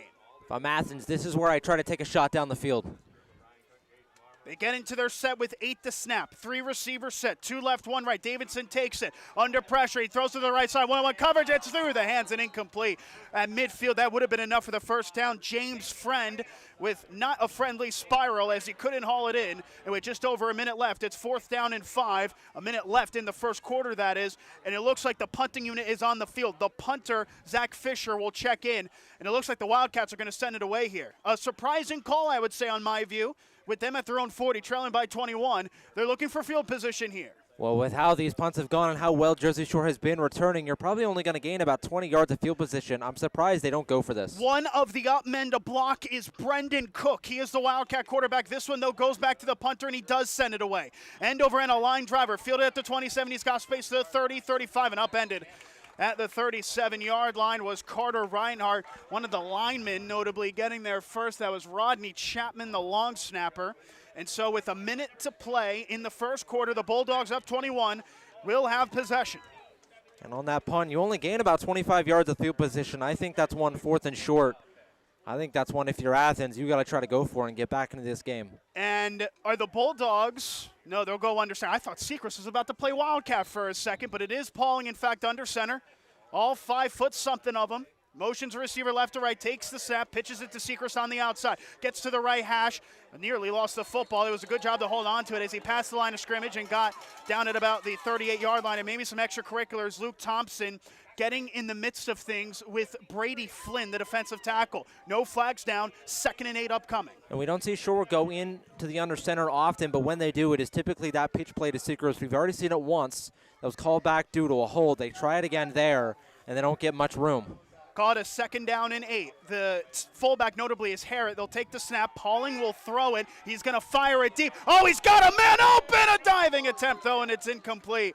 Oh, that was only one high safety, and Carson Watkins against Lucas Person. Watkins had a step, but the ball overthrown by Pauling will bring up a 3rd down. And Athens running a lot of man coverage in this game. They are trusting Lucas Person in one-on-one coverage with Carson Watkins, and Watkins has won his route more often than not. We saw it on the big play. He wins his route again there, but just unable to haul it in as a little bit of an overthrow. Watkins tried to dive for it, but just out of his reach. 3 receivers set, 2 right, 1 left. Pauling in the gun, takes the snap, rolls out right to pass. He's got to fire to the sticks for Ryan, and it's incomplete. Luke Ryan, the intended target. Sean Peters in good coverage. As Ryan couldn't haul it in, it'll bring up a 4th down and 8, and maybe Athens might have just secured a pretty important stop here with 17 seconds in the quarter. And it proves them right to go for that punt there on that 4th down. Their defense does a good job forcing Jersey Shore off the field. Shore tried 2 pass attempts on that drive, both ball incomplete on that last one. Really good coverage from Athens. And number 5, Sean Peters on the out route to force that incomplete and force Jersey Shore to punt it away. So this one will, in fact, as mentioned, will be sent away by Ryan. He fields it well, sends it away. Marmer back deep to return. It's a harking punt that gets by the returner, and he'll have to let it go inside of the 10. It took a great bounce. What a punt by Luke Ryan as that pins Athens back to their own 7. That is a college-level punt by Ryan. He upended and fooled Marmer as he took it to the far side, and on the hop, it'll be down all the way to the 7. That is phenomenal from Ryan on special teams. And it must be a very slick field here at Thompson Street Stadium. The returner, Marber, stumbled on that play. And we've seen a few times these returners stumble and fall a little bit. I'm wondering if the playing surface is a little slick in this game. That is the 3rd time Marmer has slipped at one point on special teams. One making a reception, a 2nd time when he was slipped up at his own 25, and then that time trying to field the punt. Potentially the final play of the 1st quarter. Shea Davidson in the gun. 2 receivers left, 1 right. The freshman takes the snap. Will hand it off. No, play fake. Throws it to the left side, and it's incomplete. The intended target was the receiver Robbins making the route out of the backfield. Clock stopped with 2 seconds left in the 1st, 2nd down. Now when Davidson had Robbins open, the throw, though, just a little bit behind him. He had to try to twist back and make the one-handed catch, just unable to bring it in. 2nd down and 10, and this will be the final play of the 1st quarter. Davidson in the gun. 2 receivers left, 1 receiver right. Jersey Shore stacking the box here on the freshman as he takes the snap. Play fake, throws it right side, tipped and nearly intercepted. Oh, Bo Sechrist had it. It would have been a surefire pick 6. It was a bullet of a pass for the freshman Davidson. That's what prevented the interception, as that is how the 1st quarter of action ends at Thompson Street Stadium, and the Bulldogs are in control, leading 21-0 over Athens. You're tuned in to Jersey Shore football on the Bear Country Sports Network. 42 years serving you. All Round Tire, your hometown service and tire sales center. Family owned and operated, All Round Tire features Cooper and many other brands, including Michelin and Firestone. Make us your first choice, not only for passenger, light truck, farm, and ag tires, but also for service, brakes, exhaust, belts, and hoses. We offer the only vulcanized flat repairs in the area. PA State Inspection 2, open weekdays 8 till 5, Saturday till noon. All Round Tire, Cement Hollow Road, Jersey Shore. 1 quarter down, 3 to go here at Thompson Street Stadium. The Bulldogs up 21-0 against Athens in the District 4 Quad A semifinals. The winner taking on the winner of Shamokin and Shikellamy. The last time we saw it, Shamokin was up 7-0. Shamokin the heavy favorites in that one. It was, from the beginning of the season, the prediction was that Jersey Shore would face Shamokin again for the district championship, a rematch of last year. And as of the 1st quarter, that seems to be the case, as Athens will look to play spoiler, down 21-0, 2nd down and 10, 3rd down and 10 rather, from their own 8-yard line, the right side hash. We go left to right, Athens in white, left to right, Jersey Shore right to left in orange. It'll be a 3rd down rather, with Davidson, the freshman, in the gun on the right side. 2 receivers left, 1 right, Shipley, the tailback. The freshman takes the snap, play fake, under pressure, and down he goes! Is that a safety? That's the question. It is! A safety, an unmarked Sechrist was cutting towards the C gap inside of the tackle as Shea Davidson had nowhere to go. He was forced to hold on to the football, and that is, on my count, the first safety for the Bulldogs this season. 23-0, Jersey Shore leads, and they will get the football back. And what a time to get that first safety of the year. On that play you mentioned, Bo Sechrist left unmarked. Jersey Shore sends the house. And Davidson there does a good job at not throwing the football. It's a risk there. If you try to throw it out of the end zone, you want to avoid the safety. But that could either have been intentional grounding or it might find the hands of a Jersey Shore defender for an interception and maybe a pick six. It's an unfortunate reality, but for the quarterback Davidson, you just have to eat the sack and go down. Bo Sechrist coming into the season was expected to be partnered with his brother Zeke Sechrist both in the backfield and at linebacker. Zeke Sechrist picking up an injury, though, in the offseason, has put the weight on Bo. And let me tell you, Bo knows so far today. Had a big rushing score and now a safety to increase the Bulldog lead, 23-0. And a free kick now for Athens that will be taken from their own 20. And it will be Zach Fisher that will kick it away. For Jersey Shore, this is a real opportunity to establish kind of a vice grip on this game. You get the safety. Another touchdown here puts you up 30-0. And almost early on puts an early nail in the coffin in this game for Athens. They need to find a way to find a stop or even better find a turnover on this drive. So this one will be a free kick from their own 20 for Fisher to send it away. Two back deep to return. Nolan Pauling, the primary return man, with his partner at the 31, their own 31. Fisher does have power on the leg and then squibs it forward. This one will be returned by Watkins at midfield. This is trouble. Watkins to the right side, 45. Bounces off of a blocker, stiff arms a man to the 40 outside the numbers and out of bounds in Athens territory at the 36-yard line. Well, it's scary when one of your gunners is probably one of your best playmakers on the team in Watkins, as the Bulldogs will have it inside of the Athens 40. For Jersey Shore, they have just been blessed with a lot of really good starts to their offensive drives. They've started in Athens territory 3 out of their 5 drives in this game, and they get another one here starting it near the Athens 37. 1st and 10, right side 37, the official distinction. 2 receivers right, Watkins isolated left. Pauling in the gun with Harrett and Sechrist to his right and left as we get set for the final changes. And now Pauling will get set here with 11:47 in the half. Pauling in the gun takes the snap. Quarterback keeper. Quarterback power up the middle, and he'll get wrapped up for a loss. That time Athens was anticipating run. And give them credit, they got to him early. There were 4 different Athens players on top of Pauling by the end of it, including the number 14, Ryan Cook. The 44, rather, Ryan Cook. Yeah, I'll get that eventually, Ryan. And Cook, good job there. You mentioned anticipated run. A good job to get Pauling in the backfield. 2nd and long, Pauling to throw. Curl route, catch is made by Watkins. He's got space. Oh, he jukes a man inside the 30 to the 25 for the first down. And wrapped up at the 20-yard line. The stick move for Carson Watkins to juke back the cornerback and the safety, preventing a tackle on the reception that went for 15 yards. It'll be a first down in the red zone. And that was just a little bit of a scramble, Drew, from Lucas Person. Watkins running the comeback route. Person slipped on the route that left Watkins wide open. He tried to get up and make the tackle. Watkins, though, a good move to get past him. 1st and 10. They'll hand it off to Sechrist to the right side. Gets by a defender. Cuts upfield to the 25, 15, 10, 5. Touchdown, Jersey Shore. It was Bo Sechrist with his 2nd rushing score of the day. A 20-yard scamper for 6. And the Bulldogs continue to increase their advantage. They lead 29-0. And just a simple handoff there up the middle. Good job by the interior of the Jersey Shore offensive line to make space. And it looked like for Athens, it was number 2, Dominic Robbins in pursuit. A good job there, though, from Sechrist to just outrun Robbins and find the end zone for his 2nd or 3rd touchdown of the game. And now the point after attempt. Passetti's kick is blocked. It is blocked away. It was Ryan Cook that got through the A-gap. That's not the first time, is it, that we've seen the A-gap create penetration. Cook got the block. And so it'll be 29-0 Jersey Shore with just under 11 minutes to go in the first half. They are in control.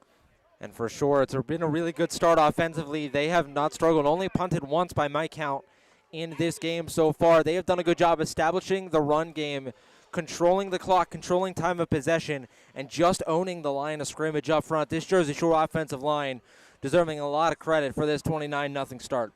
I was a bit distracted as you discussed that because I just saw Elmo and the Cookie Monster go from our right to our left to the near side. That is the Jersey Shore Marching Band that is combining now with the Athens Marching Band.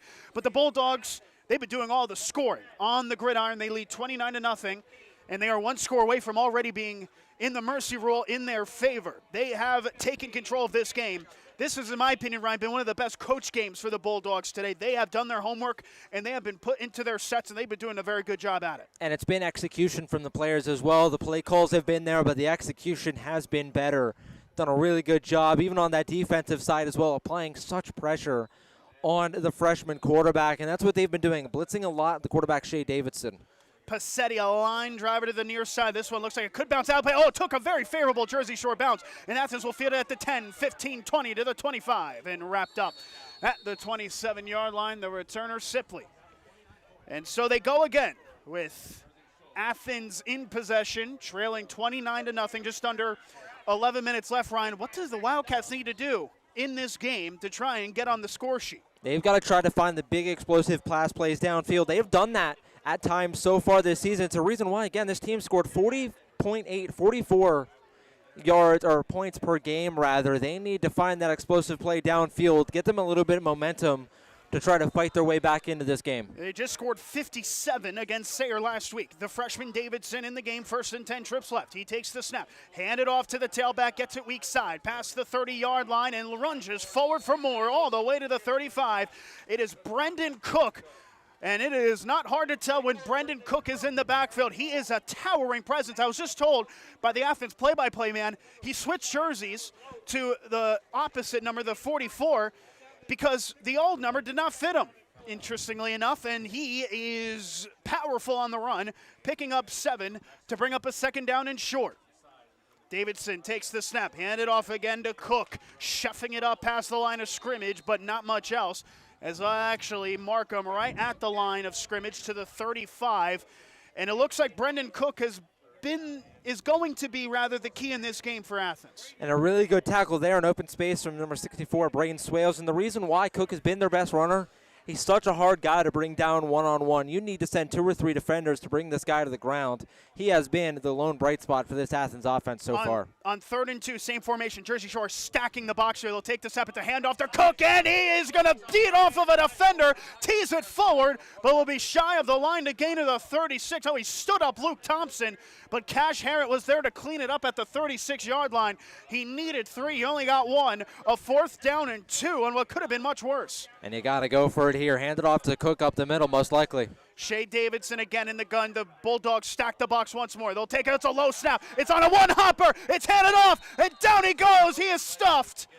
It was a bad snap. It was a cricket pitch on the one-hop. Davidson did well to field it. He handed it off to Cook, but by the time Cook had the handoff, he was met in the backfield for a loss. Sechrist and Thompson involved, and on a turnover on downs, the Bulldogs get it back with just over 9 minutes to play in the half. And just a broken play there from the beginning. You mentioned the low snap. Davidson, a good job to pick it up. And kind of a panic handoff to Cook. I'm not even sure if that was a design handoff. It looked like he panicked and just kind of handed it off to Cook and said, here, go get the extra yard. Jersey Shore does a good job, though, with the penetration from the defensive line to bring Cook down. 1st and 10. Pauling rolls out to his right to pass. Pumps. And now fires it deep. He's got a man open, but it's incomplete. Oh, it had the receiver, the intended target, turning the opposite way. That looked like Ryan making the route. He couldn't recover in time. 2nd down on the deep ball. Pauling there, tried to take the shot downfield. Ryan running a wheel route, got open down the field. There was space there, a bit of an underthrow there from Pauling. Ryan had to reach out with one hand, try to bring it back to his body, was just not able to bring it in. And they'll take the snap, a handoff. Sechrist cuts it to the wide side. He's got space inside the 25. Cuts upfield to the 20. 15. Jukes over another to the 10, and he's in.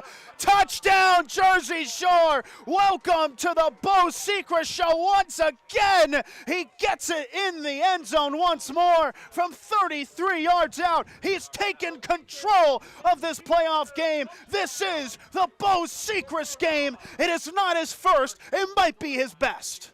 It's not his first, and for Jersey Shore, they're certainly hoping it's not his last. What a run there. Sechrist takes the handoff up the middle, cuts it out to the left side, jukes a defender back to the inside to find his way to the end zone for the score. Passetti, point after, splits the uprights in good. The Bulldogs have put Athens in the mercy zone in the first half. Less than 9 minutes left in the first half. Jersey Shore 36, Athens 0. The running clock, notably, if they are still up by 35, will not take place until the second half. And that will allow Bo Sechrist more carries. And I tell you what, I'm not mad about it. Just seeing the way he has played. He is a level above the competition this evening. Yeah, this is a guy that will, in a few years, next year, be playing on Sunday or on Saturdays. He is such a talented runner. The speed and power are what, maybe not the fastest guy in the world, but that speed and power combo, when it works together, it works beautifully. We saw it there on that last play. Showed a little bit of elusiveness as well, doing a jump cut back into the middle and finding the end zone. But Sechrist, he's the guy that'll be playing on Saturdays in a year. I'm going to tell you exactly who he reminds me of. I'm not saying he's at the same level, but he reminds me a lot of Tucker Teets, doesn't he? Tucker Teets, Selinsgrove tailback that's now at Lock Haven, is going to work his way up the system. He was, some called undersized, but very shifty. And that was a very shifty run by Sechrist, a college-level run to get another scoring touchdown on the day. And you're seeing the difference in power, especially up front, between Jersey Shore and Athens so far in this game. This is a line driver kick. It bobbles off of the up man and will be received by the returner at the 20. 25. Oh, look out as he is rocketed past at the 30 to the 32-yard line. Jacob G. with something personal on the return man, as the Wildcats will have the ball trailing 36-0 with 8:53 to play in the first half. And what a hit there. G delivers a thump there on that kickoff. It looked like the up man thought the ball was going to him. He put his hand up and it went right through his hands. Luckily for Athens, a returner behind him able to corral it, but Jacob G doing the cleanup work. Viewer discretion advised on that thumper of a hit. First down and 10 past the 30 to the 31-yard line. Shea Davidson in the gun. That quarterback, Brendan Cook, the tailback. They'll hand it off to Cook to the left side. Gets met at the line of scrimmage, and he pushes Sechrist past the 35. That's where he'll be spotted at the 35 for a 4-yard gain. You do not do that often against Sechrist as they met him at the line of scrimmage, but he still managed a good gain of about 3. And Cook's such an imposing runner. His physicality is what makes him being the catalyst for this Athens offense. A good job there against Sechrist one-on-one, and he just drives him forward. 2nd and 7, left side hash, 35. They'll take the snap, play fake. Davidson fires over the middle, and it's incomplete. Overthrown. The intended target was Friend, as Carter Reinhardt was in on coverage, and he shadowed him. And that one, a lucky overthrow there from Davidson, because if that throws on the money, that's going to be an interception. Watkins mirrored Friend the whole way on the slant route. Watkins looked like he ran the route for the receiver. And if that one was put on the money, that one likely would have been going the other way. 3rd and 7 for the freshman Davidson in the gun. The Bulldogs stack the box and then pull away. They'll throw it to the left side, screen pass. Reception by Marmer. Gets it upfield, past the line of scrimmage. Lunging for the first down marker. Looked like he lost the football. The referee on the far side blew it dead at the 39. That is just 1 yard short of the sticks. The Bulldogs did come on top of the football, notably with Isaac Shirey getting onto it. They'll say, though, that Marmer was down by contact. It'll bring up a 4th down and 1 after the 4-yard gain. Rather, they're saying the line of gains here, the 42. So it's 42, pardon me. So a 4th down and 3. Good call, Ryan.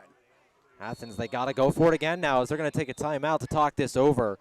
But this is one where you're down 36-0. This is one you have to go for it in this spot. And the question is, what is the play call? We've seen Athens have some success in the Wildcat running it with Brendan Cook. I wouldn't be surprised if they go Wildcat here on this 4th down to try to pick it up. Sean Bradley, head coach of this Athens team, takes a timeout. Bradley, notably, a very acclaimed wrestler.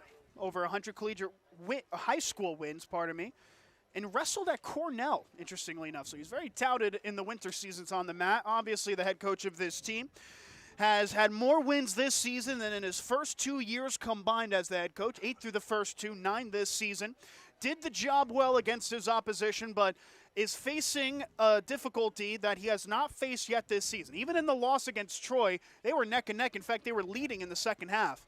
This game, though, much different. Trailing 36-0, 4th down and 3. They need their best here to stay in this game at the 7:48 mark in the second quarter. And it looked like they will have Davidson line up as the quarterback with Brendan Cook behind him.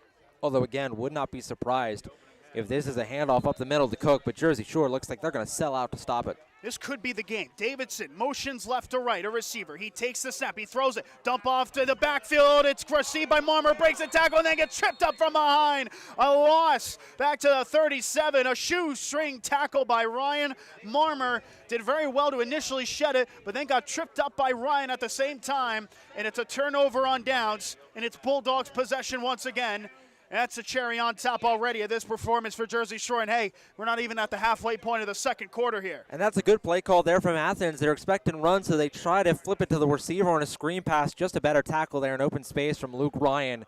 Able to meet Marmer right as the football arrives and bring him to the ground is just enough to force Marmer to trip up. Pauling in the gun, 2 right, 1 left. He takes the snap, looks upfield to throw, fires it to the right side, and it's incomplete. Thompson was the intended target. Sipley in coverage. I've been told by our executive producer, Dave Stratton, over 600 tuning into this one, this playoff contest. We appreciate you tuning in on the Bear Country 999 YouTube channel. That's over 600 on just YouTube alone, not counting the record online, of course, or radio. If you're tuning in on YouTube, be sure to leave a like and subscribe. 2nd and 10 on the left side. Pauling in the gun. 2 right, 1 left. Takes the snap, blitz coming, it's picked up, he pumps, has time, fires it to the left side, looking for Watkins, he doesn't haul it in, it's incomplete.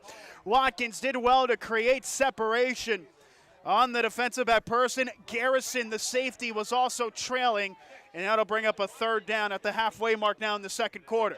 Jersey Shore, they have tried these shots down the field. They've had a few successes. That one there for Watkins looked like just fell through the breadbasket. They tried to jump up to make the catch, and when he wanted it, slipped right through his hands. People, I'm sure, eyeing the other Shamokin game will have it in a second. On 3rd down, they'll do a delayed handoff. Oh, Secret stiff-arming a man. Stiff arms a second. He's got the 1st down nearly inside of the 30. This will depend on the spot as he stiff-armed 2 defenders before getting wrestled out of bounds. It's right at the line to gain. They do not give him a favorable spot. They mark it short. 4th down and 1, and the Bulldogs offense will stay on the field here. At first, I thought Secret got it. On 4th and 1, though, Pauling hands it off to Sechrist. A-gap, he's got the 1st down and more. Inside the 25, inside the 20, and wrapped up at the 17-yard line. And Ryan, a lot of folks, I'm sure, worrying about that Shamokin score. What do we have an update in the second quarter? Right now, Shamokin leading 14-0, hosting Shikellamy. On that run, as they go quick with Pauling, 1st down and 10, under pressure, avoids it, rolls out, fires left. Reinhardt makes the catch at the line of scrimmage, gets inside the 15 and out of bounds. And we'll see where they wind up spotting. It looks like at about the 13-yard line. Cook there to wrap him up, Ryan. I was going to mention on these runs for Jersey Shore, it's been the A-gap where they've had the most success. The center, Mason Larson, and the right guard, Nate Thompson, providing some incredible lanes to run through for both Sechrist and Cash Harrett. That's why Jersey Shore has this lead. On 2nd down, Pauling option, takes it himself, shifty in the backfield, jumps forward inside, and gets wrapped up inside the 10 to about the 9-yard line. A 3-yard gain, 3rd down and short to come. We've not seen many runs for Pauling in this game because we haven't really had to. Pauling does have the touchdown run, but by my count, that's just his 2nd run of the game, as it's been the Jersey Shore tailbacks that have done the majority of the damage. Chase Wren was involved on the tackle, and now he's moving a bit gingerly after fact, so he will come off the field. A couple defensive changes. John Tim is back in the game on the defensive line, as well as Rodney Chapman. So 2 changes on the defensive line. 3rd down and 2 for the Bulldogs at the Athens 10. They'll take the snap. It's a weak side handoff to Harrett. Jump forward to the 5-yard line towards the 1st down. He has it. It will be stopped shy of the line to gain. There is the sophomore tailback, Harrett. Goal to go for the Bulldogs. They're looking for more. It was Tim who just came off the bench making the tackle, and now 1st and goal. Pauling takes the snap, rolls out right to pass, fires back corner of the end zone, and Ryan has it for the touchdown. Luke Ryan came back to make the reception. He was wide open, made the catch at the 1-yard line, and then stopped thinking he had already scored. No one was closing down on him to make the tackle, so he just took a red carpet into the end zone. Ryan with the receiving touchdown. It is astonishingly his 1st of the season, and it puts the Bulldogs with a 40-piece, up 42-0. And that one there, they just have Pauling roll out to his right. Ryan just running a quick out route. He's left all alone. Pauling pitch and catch there for the score. Passetti point after. That one is good, and the Bulldogs meaning business here in the postseason, leading 43-0 against Athens. So with Shamokin up 14-0, Jersey Shore up 43-0. The storybook game that we all wanted to see is on pace to come to fruition. Ryan, what about our out-of-town scoreboard for the other games? Well, if you think that this was the worst score of the game so far, you might want to hold on, as Southern Columbia leading Cowanesque Valley at the 1st quarter, 41-0. The Tigers lead over the Indians. Scranton and Williamsport, no score reported yet for that game, as it looks to still be knotted up at 0 apiece. Warrior Run leading 14-0 over South Williamsport. And we've mentioned Shamokin leading the Shikellamy Braves 14-0. That is the latest update. With all the games in the second quarter, if the results hold, the Jersey Shore Bulldogs will travel to take on the Indians of Shamokin in the district championship. There is still a lot of game left, though, out there and both here. 43-0 is the score, though, for Jersey Shore. They are in the driver's seat. On the left side hash, it'll be Passetti setting it away. A pooch kick that goes high in the air and fielded at about the 22 by the returner. He takes it 25 to the 30 and wrapped up at the 33. It is Carson Sipley. And now Athens back out onto the field. And, well, you can tell they are very sorely missing the presence of their junior quarterback, Connor Davidson, out today after a suspension in the second to last game of the regular season. You just feel like there's a cog missing in this Wildcats team that comes in 9-1, but comes in losing their star player, and the result is speaking for itself. So they'll go empty backfield. Shea Davidson in the gun, trips right, 2 receivers left. This is the first time we've seen an empty backfield. Davidson takes the snap, 5-man rush, under pressure, throws right side, and it is caught. Past the 35-yard line to about the 37 was Caden Rowe. His first reception, going for about 4 yards there as they're trusting this freshman quarterback to throw it out. And not sure who that pass was intended to. Rowe and Shipley kind of running across the field. Shipley put his hands up. They had Rowe running a little comeback and Shipley running across the middle of the field. The ball was thrown when the two receivers were at the same point, but Rowe was able to bring it in. 2nd down and 6 for Davidson. Trips left 2 right now. He takes a step. It's a blitz. Throws it over the right side. Has a man wide open to the 45. First down to about the 47-yard line is where the forward progress marks from. Ryan Cook making a great route to come back away from Luke Ryan. Well, they are throwing it all on the freshman quarterback, Shea Davidson, and back-to-back completions have moved the chains here with 5 minutes left to go in the first half. And Athens will get the ball at the start of the second half. They need to find a score on this drive, and they're airing it out. Same formation, right side 47. Shea Davidson, the freshman, takes the snap. Another blitz. Oh, he's under pressure this time. Rolls out to his left, and down he goes. Cash Harrett wrapping him up inside of the 40 to the 37. Harrett wound up with the football after the fact. They're going to mark Davidson down by contact for what will be a loss of 10. 4.5 minutes left. The Bulldogs up 43-0. Ryan, you're questioning the call maybe? Nick, I think Harrett got that football out. As he was bringing the quarterback down, Harrett had his arms over the football, and I thought he ripped it away before Davidson went to the ground. I thought that was a strip fumble there from Davidson, but they mark him down. Instead, 2nd and 20 for Davidson at his own 37. Takes up another blitz. He throws, screen pass left side, caught by Friend. First reception, he's loose. Breaks a tackle across midfield. Gets the first down inside the 40 and wrapped up at the 38-yard line. That was the first reception for James Friend, and breaking a tackle in the backfield was sent loose. Carson Watkins wrapping him up from behind, but a big play of about 23 yards when Athens need it most. And a good route there from Friend, just running over to the middle of the field. A good throw by Davidson to hit him in stride. First down and 10, the same empty backfield for Davidson. Trips left 2 right. He'll take a low snap under pressure. Hit as he throws over the middle. It's tipped and incomplete. Great coverage there by Luke Ryan on the intended target. Gage Marmer, that is textbook for Ryan to stop the clock with 3:47 in the first half. 2nd down. And Marmer running a deep in route.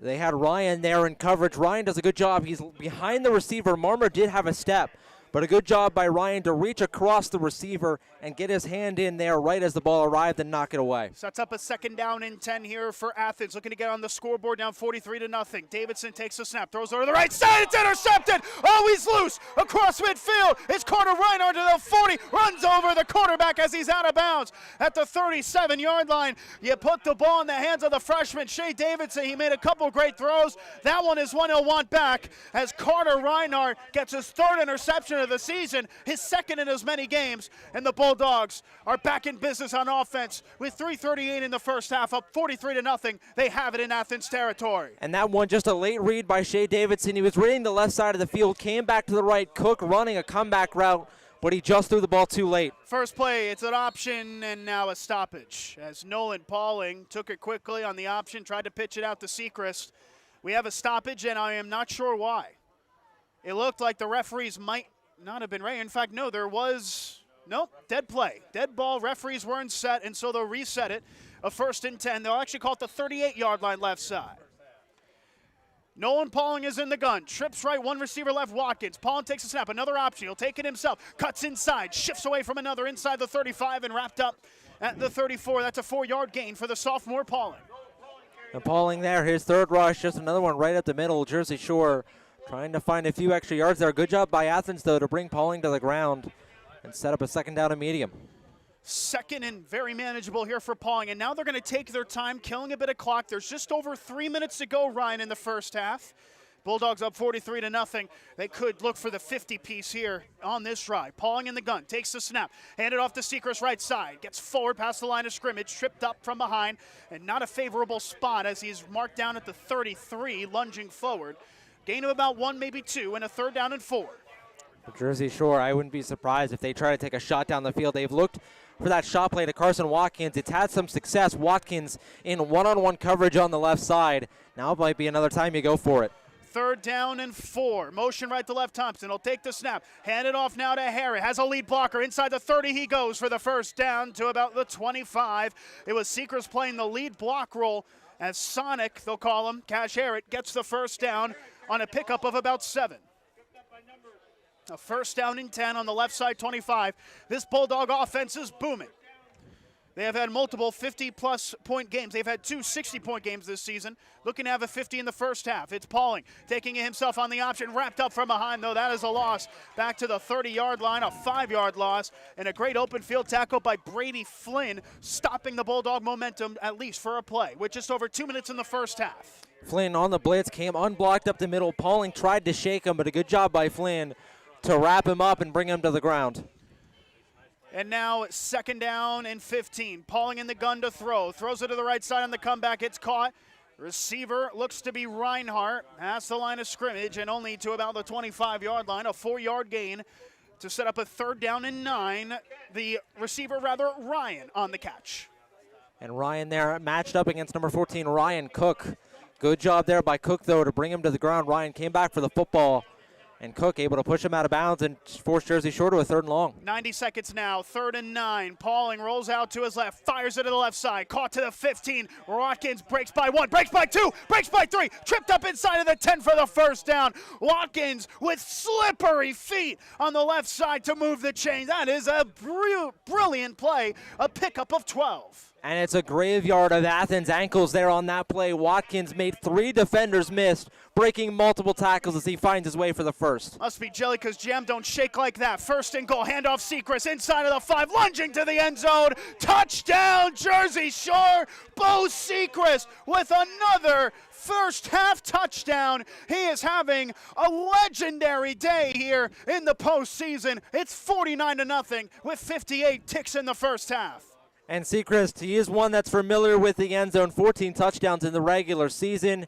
Gets another one there. An incredible run by Bo Seacrest in what has been his magnum opus of a game this season. It is shaking defenders so much, it's even shaking the camera on YouTube as Passetti is able to make the point after attempt, and the Bulldogs have 50-0 with 58 seconds left. Tom Fleming almost couldn't take it, nearly losing the camera as a response, and that is a POV of what you are doing, trying to tackle Carson Watkins in the open field. That is what you see.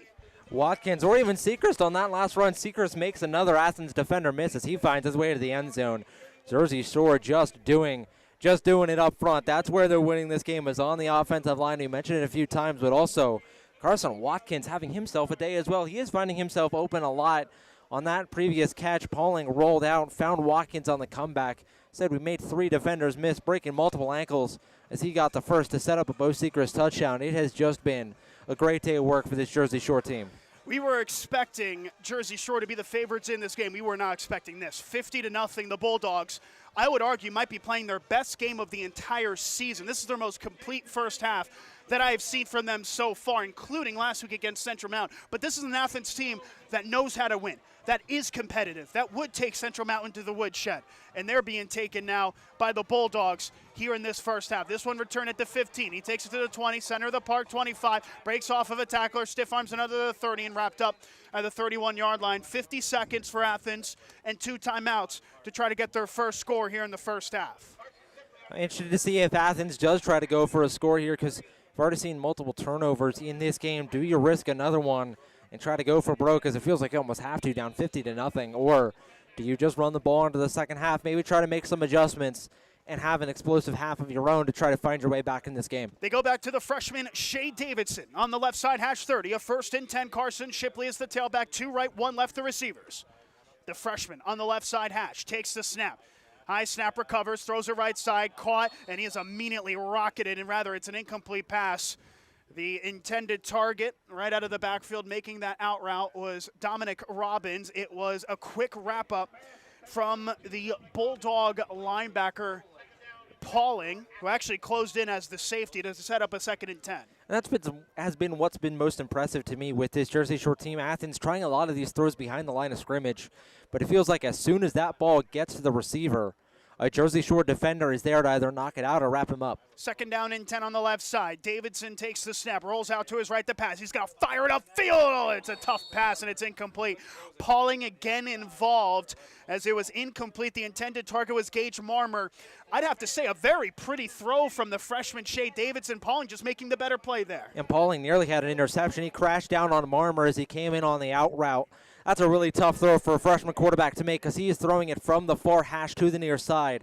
That is a really long throw, and you mentioned a good throw as well, but just not enough as Pauling was able to get in there and knock it away. On 3rd down and 10, Shea Davidson in the gun, 2 right, 1 left. Davidson takes the snap. Again, a rollout, has to cut upfield under pressure, and down he goes. In the backfield, back to the 25-yard line. The Bulldog defenders on the defensive line closed in quickly. It looks like getting credit for the sack will be Talon Lope. And on 4th down and long, and 22 seconds left in the half, neither side taking a timeout, as Athens could try one more play with about 5 seconds on the clock. We'll see if they just run the clock out. The offense is still on the field.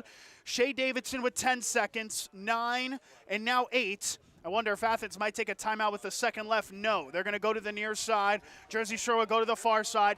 It is the best performance, the best first half that the Bulldogs have had this season. And the score line reflects it as the Bulldogs run back to the locker room. It's Jersey Shore 50, Athens nothing. The absence of the starting quarterback, Connor Davidson, is prevalent, but this is Jersey Shore just playing a sensational game here in the postseason when it matters most. And there's no absences for this Athens team on defense, and Jersey Shore, their offense, has been what has won the day. We've mentioned it multiple times in this game, the offensive line having a day to remember, but so is Bo Sechrist, Carson Watkins, also having maybe his best performance of the season. Jersey Shore, they have just taken control of this game, but this one is not over yet. Athens, this is a really good team. They have put up, again, they come into this game averaging 48 points per game. They've been shut out in the first half.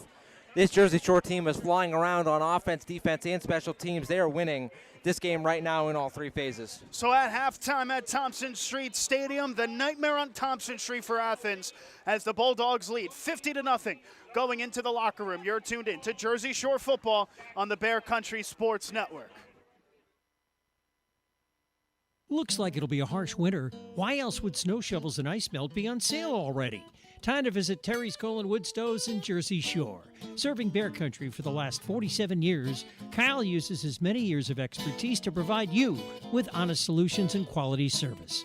Terry's is the place to go for Quadrifire and Leisure Line stoves. Terry's Coal & Wood Stoves, Baster Street, Jersey Shore. 570-398-2199. Online, terryscoalandwoodstoves.com.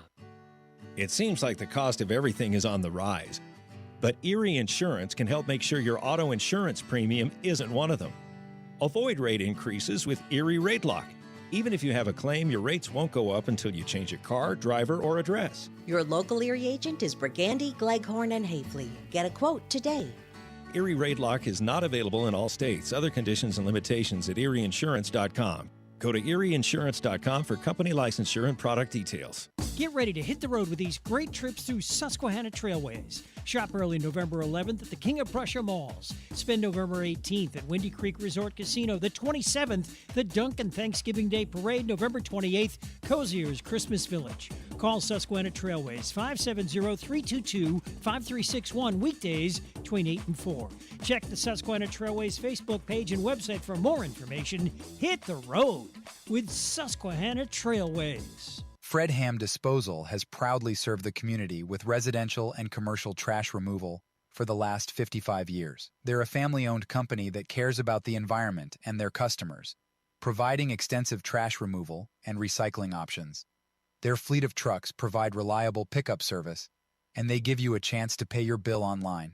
Fred Ham Disposal, here for you. Call 570-398-1814. Fred Ham Disposal. Life moves pretty fast, and so does technology. So we should be proud that after over 40 years, Reese's Print Shop in Lock Haven still provides excellent work for everyone in Bear Country. So many other print shops have closed their doors, but Randy Reese still offers digital and offset printing at competitive prices, and they're fast. Reese's Print Shop, 7 East Main Street, Lock Haven. Stop in, email randy@reesesprintshop.com or call 570-748-6528. Reese's Print Shop. See what we can do for you or your company. WQBR 99.9 FM. Now's the time to reserve space for your pup at Sweet Dreams Pet Resort on Sunrise Lane in Mill Hall for this fall and winter.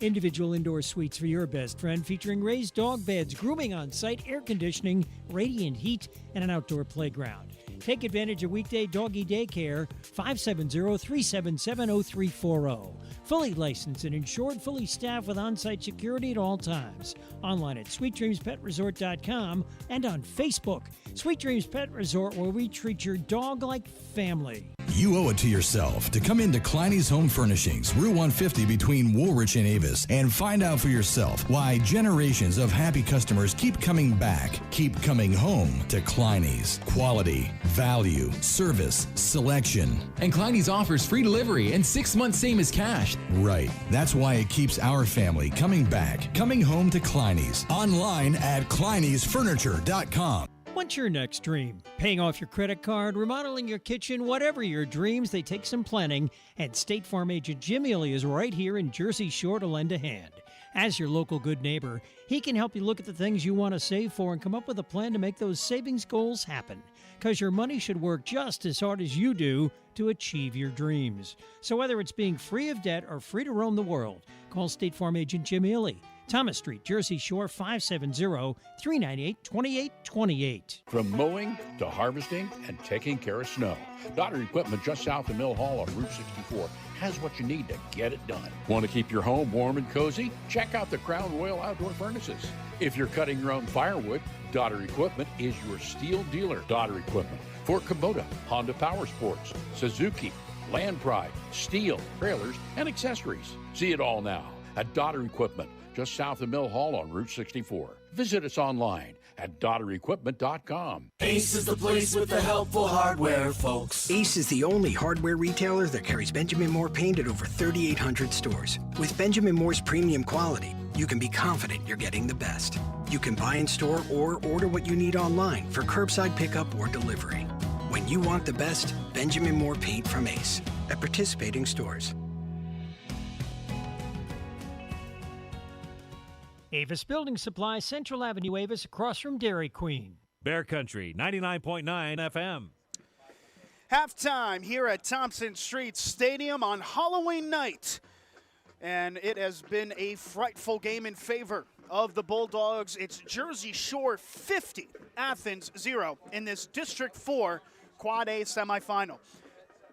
Alongside Tom Fleming in Ryan States, I'm Nicolas Severini. Ryan, a first half that has just been dictated by the Bulldogs on both sides of the field. And it's been dictated by Bo Sechrist. Sechrist at half, 178 yards of rushing and 5 touchdowns. He's going to Wendy's because he's got a 5 for 5 right now for Bo Sechrist. A great individual performance from him, but it's been a great performance from Jersey Shore all around on the defensive side. The defenders flying around. Carson Watkins coming away with an interception. Another Bulldog having a pick as well as this Jersey Shore team. It's been in all 3 phases as they have taken complete and utter control of this game. And typically what we do is our out-of-town scoreboard on the next break, but with the importance of what's taking place at Shamokin, we're going to cut that early and give our out-of-town scoreboard. We are at halftime at Shamokin. Shikellamy hanging around, but Shamokin in the driver's seat. Shamokin leading right now 14-0. Shamokin at home, but you mentioned Shikellamy maybe having a chance to find their way back in this game as it was 14-0 at the half. Meanwhile, Montoursville and Mount Carmel, the team that almost upset Shamokin last week. Mount Carmel trailing against Montoursville, 14-7. Then we go to South Williamsport on the road, taking on Warrior Run. Right now, the defenders attacking early in this game as they lead 14-0 at the half. Mifflinburg, the Wildcats, taking on the Ironmen of Danville. Well, right now, it's been the Cats in control, 43-14, as they get ready to go to halftime. Then Scranton traveling a long way to take on Williamsport. Well, it's been nothing but cash for the Millionaires so far in this game as they get ready to enter halftime.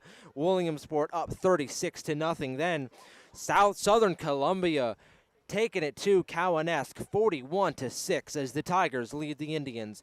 Bloomsburg, the Panthers, taking on the Loyalsock Township Lanthers. The Panthers pouncing early as they lead 21-7 as that game gets ready for halftime. 10 out of 10 on the one-liners as always. And once again, halftime here at Thompson Street Stadium. Jersey Shore 50, Athens nothing. You're tuned in to Jersey Shore football on the Bear Country Sports Network. Join the Holiday Open House Saturday, November 15th at Valley Gallery and Gifts in Nippenose Valley. Featuring guest artists David Siebold and Deb Trait. David Siebold presents the final Snowman series of his career. 4 11x14 prints per limited edition set. Get yours signed and numbered, only 25 available. See My Carousel from Deb Trait, signed and numbered, plus a limited edition from the late David Armstrong. November 15, 10 to 4, Valley Gallery and Gifts on Quarry Road off of Route 44 South. Jersey Shore. GWS Outdoors is now an authorized Yamaha marine dealer and welcomes all Peters Marine customers. Get your boat winterized and shrink wrapped at GWS Outdoors. Need top-notch service for your mower, tractor, or ATV? GWS Outdoors has you covered. GWS is also a propane filling station. Trust the experts at GWS Outdoors for all your outdoor equipment needs. Visit GWS Outdoors today at 4459 Route 220 North in Linden and experience service that goes above and beyond for mowers, tractors, ATVs, and boats. B.A. Meixel for local residential and commercial electrical contracting. With over 15 years serving central Pennsylvania, B.A. Meixel has built up relationships with hundreds of home and business owners in Jersey Shore and beyond. Trust B.A. Meixel's trained electricians for all of your needs. Take advantage of their industry-leading guarantees. Call 570-398-7837 today to find out more. B.A. Meixel Electric, proud supporter of Jersey Shore sports. Think about the last time you thanked yourself for something. Maybe it was that me time you took last Tuesday, or finally learning Italian. Want to do something you'll really thank yourself for later? Start creating a plan for your financial goals today. State Farm agent Jason Eberhardt is here in Jersey Shore to help you build a plan that will set you up for success. The earlier you start planning your goals, the better off you'll be. Call State Farm agent Jason Eberhardt today, 570-865-5191. Then, thank yourself later. Like a good neighbor, State Farm is there. Always supporting the Jersey Shore Bulldogs, it's the Twilight Diner in Loganton, open 7 days and featuring a full menu, breakfast, lunch, and dinner, and daily specials. So good people ask for their food by name, and they bring that great taste on the road with the Twilight Diner on wheels. And now at this area's newest venue for weddings, reunions, and gatherings, Miller's Barn in Tylersville. Hold your next event in the middle of Amish country. Twilight Diner, 603 North Mill Street, Loganton. 570-725-3911 for takeout. Cutting Edge Country, WQBR, The Bear. There's a little bit of Christmas in the heart of Jersey Shore at Country Berry Shack. Lyra has everything for Christmas, the area's best selection of candles you can't find anywhere else. Plus trees, ornaments, tinsel, and glitter. See 5 rooms full of every December possibility. It's another world. Country Berry Shack. It's their annual Christmas open house, November 6th, 7th, and 8th. Don't miss it. Country Berry Shack, your Christmas headquarters. 521 Allegheny Street in Jersey Shore. Rain-X wipers are the #1 wiper blades in America. That means all kinds of drivers choose Rain-X. Big drivers in small cars choose Rain-X. Small drivers in big cars choose Rain-X. Drivers with long hair and short commutes choose Rain-X. Drivers with short hair and long commutes choose Rain-X. Drivers with pets on board, babies on board, and board babies on board choose Rain-X. Basically, drivers who love a clear view of the road all choose Rain-X wipers, the #1 wiper blades in America. Since 1831, Clinton County has depended on Chatham Run Feed Mill for farm feeds, for horses, cows, pigs, and ducks, and pet food, and so much more. Rock salt, calcium chloride, and pet safe ice melt. Plus, custom-made wild bird food and products to protect your livestock. Lignetics wood pellets now in stock, available at Chatham Run Feed Mill, Route 150 just outside of Woolwich. Open weekdays 7:30 till 5, Saturdays till noon. 570-769-6192. Finding great candidates to hire can be like, well, trying to find a needle in a haystack, but not with ZipRecruiter. Its powerful technology actively finds and invites qualified candidates to apply to your job. So while other companies might deliver a lot of hay, ZipRecruiter finds you the needle in the haystack. See why 4 out of 5 employers who post a job on ZipRecruiter get a quality candidate within the first day. Try ZipRecruiter for free at ZipRecruiter.com/free. That's ZipRecruiter.com/free. Top-level service from Big Mountain Disposal, serving Bear Country for years. Residential and commercial trash service. Roll-off boxes for cleanups, yard waste, remodeling, construction sites, commercial properties and factories. From Big Mountain Disposal, where we offer 64 and 100-gallon cans for your weekly trash pickup. Call us for updated rates 5707-535312. Big Mountain Disposal. We would love to hear from you. WQBR 99.9 FM. Wind gusts only growing in intensity here on Halloween night in Thompson Street Stadium. It's Jersey Shore 50, Athens nothing. Tom Fleming and Ryan States. I'm Nicolas Severini. Ryan, we're about 4 minutes away from the resumption of this contest, but it is just the start of our football coverage this weekend. Join us as we'll be on the road 2.5 hours from here in Millersville as the Lock Haven Bald Eagles will look for their third straight in-season win for the first time in over 40 years as they take on the Marauders, who are looking for this their second win in their last 27 game. Coverage starts at 10:30 in the morning with the Haven Nation show. 11:30 will be the pregame show live from Millersville, from the Ville, and then noon will be the kickoff. And, of course, join us on Sunday for the final Lock Haven Field Hockey Contest Senior Day as the Bald Eagles look to make it back-to-back. A lot of action to be had, and I almost just promoted my broadcast on Monday that is not affiliated with the Bears, so I'm not going to do that.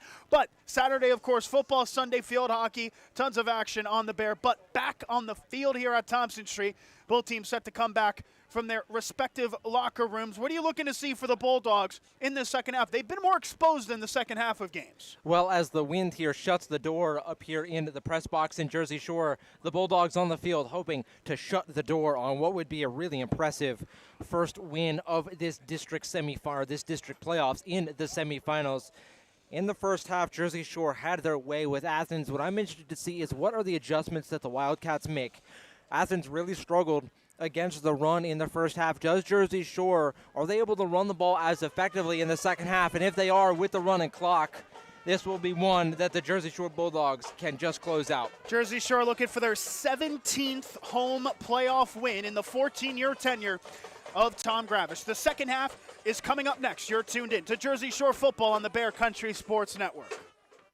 Looks like it'll be a harsh winter. Why else would snow shovels and ice melt be on sale already? Time to visit Terry's Coal & Wood Stoves in Jersey Shore. Serving Bear Country for the last 47 years, Kyle uses his many years of expertise to provide you with honest solutions and quality service. Terry's is the place to go for Quadrifire and Leisure Line stoves. Terry's Coal & Wood Stoves, Baxter Street, Jersey Shore. 570-398-2199. Online, terryscoalandwoodstoves.com. It seems like the cost of everything is on the rise. But Erie Insurance can help make sure your auto insurance premium isn't one of them. Avoid rate increases with Erie Rate Lock. Even if you have a claim, your rates won't go up until you change your car, driver, or address. Your local Erie agent is Brigandi, Gleghorn, and Hafley. Get a quote today.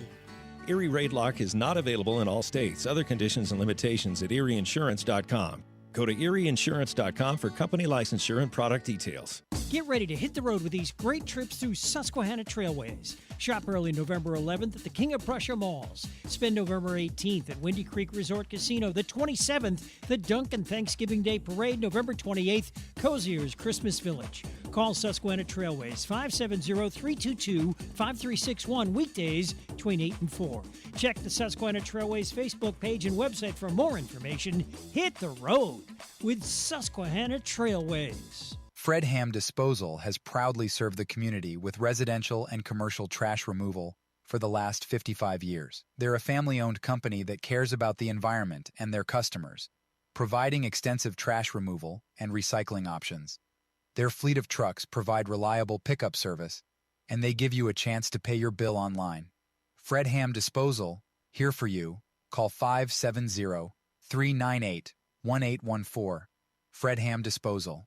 Life moves pretty fast, and so does technology. So we should be proud that after over 40 years, Reese's Print Shop in Lock Haven still provides excellent work for everyone in Bear Country. So many other print shops have closed their doors, but Randy Reese still offers digital and offset printing at competitive prices, and they're fast. Reese's Print Shop, 7 East Main Street, Lock Haven. Stop in, email randy@reesesprintshop.com or call 570-748-6528. Reese's Print Shop. See what we can do for you or your company.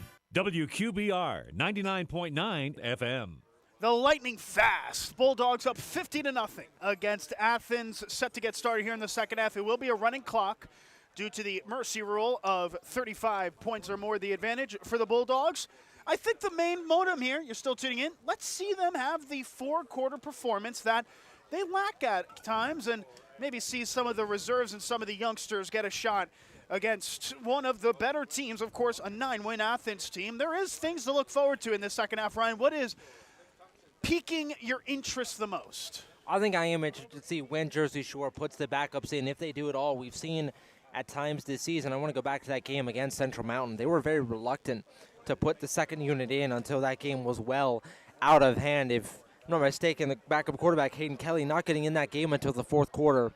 Does Jersey Shore put their backups in at all in this game? It is a district playoff game, so obviously there's a lot more on the line, and you want to leave your starters out on the field to make sure that you button up a win, but you run the risk of does something unfortunate happen, and maybe there's an injury because your starters are on the field so much, and obviously you don't want to see an injury in any capacity, but certainly not in one in a game that has already been decided. So does Jersey Shore go to the backups, or do they leave their starters on the field? And for Athens, are they able to find their score of the game and maybe try to find a way back into this game? I'll tell you this much, their first team kicking unit mostly out onto the field, including Cash Harrett, Luke Ryan, and Carter Reinhardt with Luke Thompson around the center. Aiden Patz is the gunner, two to the right of Jaden Passetti, who will send it away from the left side hash 40 as this second half is set to get underway at Thompson Street. Two back deep to return, the primary return man, including that is Carson Sipley. On the right side hash, he is spotted at his own 15-yard line as Passetti will have a line drive booter fielded by Sipley on the bobble at the 19. He takes it 20 to the center of the park, 25, and wrapped up. Oh, took a shot just shy of the 30 to about the 28-yard line marker. Good sportsmanship, or not too sure much sportsmanship. Might have been just some talking after the fact from Ace Willits, who made that tackle. And now on comes this unit led by freshman Shea Davidson. Couple interceptions early on in this game. Clock starting on the ref's whistle with 11:51 left in the third quarter. The Bulldogs trying to put the bow on top of this performance. One thing I should note, they have not had a clean sheet, stealing a soccer term, this season. The least amount of points they've allowed, 7 against Dallas. Pistol formation for Davidson. Two receivers left. Brendan Cook, the tailback, takes the snap. Hand it off to Cook to the weak side. Gets past the 30. That's the line of scrimmage. And now the pile will push all the way to about the 34-yard line marker. Luke Thompson on the occasion first. This is the first team defense for Jersey Shore, up 50-0. And I wouldn't expect to see Jersey Shore make any substitutions until probably the start of the fourth quarter. We did see in that game against Central Mountain, it was the defense who had some backups come in first, so wait to see when Shore makes adjustments, if they do at all. On 2nd down and 5, Davidson takes the shotgun. Another handoff delayed. Cook on the stutter step, cuts forward, and maybe gets back to the line of scrimmage. In fact, loses a yard back to the 34 as Cash Harrett was there to wrap him up past the line of scrimmage. They put him back to the 35 on the forward progress, so a 3rd down and 5 upcoming as the junior Brendan Cook couldn't get upfield. And this Jersey Shore defensive line, just immediate penetration there up the middle from Talon Lope and Braden Swales. Both of them almost looked like they were unblocked, but they were marked, but just able to shed off the blocks immediately as they get the run back for a loss. Two receivers left. Davidson takes the snap, pumps, and now fires it over to the right side. It's doving forward is the defensive back on the dive. Watkins, no signal. Carson Watkins had a diving snap, and it's an interception. It's officially intercepted by Carson Watkins. What a play. The defensive back with his second interception of the day. And the Bulldogs with it at the Athens 45 with 10.5 minutes in the third, up 50-0. And Carson Watkins with another highlight reel play. And Davidson dropped back. Jersey Shore sent the blitz. Davidson tried to get the ball out quickly. Friend on a slant route. As they hand it off quick to Sechrist, has the lead blocker Herrick, gets it upfield, past the line of scrimmage and wrapped up as he tried to bounce out to about the 43-yard line. Carson Sipley on the tackle, and what will be ruled a 2-yard gain. And go back to that interception. Friend running a slant route. Watkins kind of shadowing him the whole way and able to dive in front of the football and take it away. It was a close play, but Watkins certainly got the ball before it hit the ground. 2nd down and 8, just over 10 minutes left in the third. Bulldogs up 50. Pauling in the gun takes the snap. Oh, bobbled it on the option. He dove on top of it. There's a contest for who got the football there. We haven't seen many of that. And they're going to say that Athens has the football. Athens got the football on the bad snap. Pauling had muffed it.